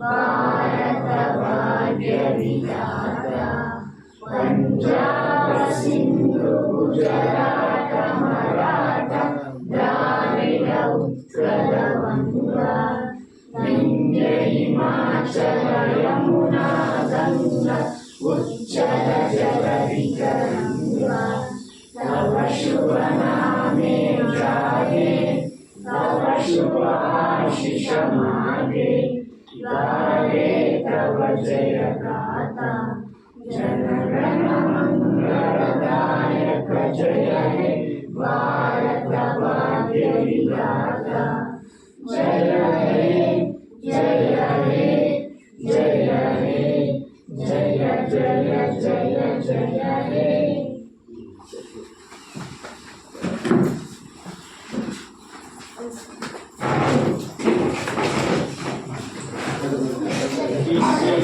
ಬಿಸ್ಕೆಟ್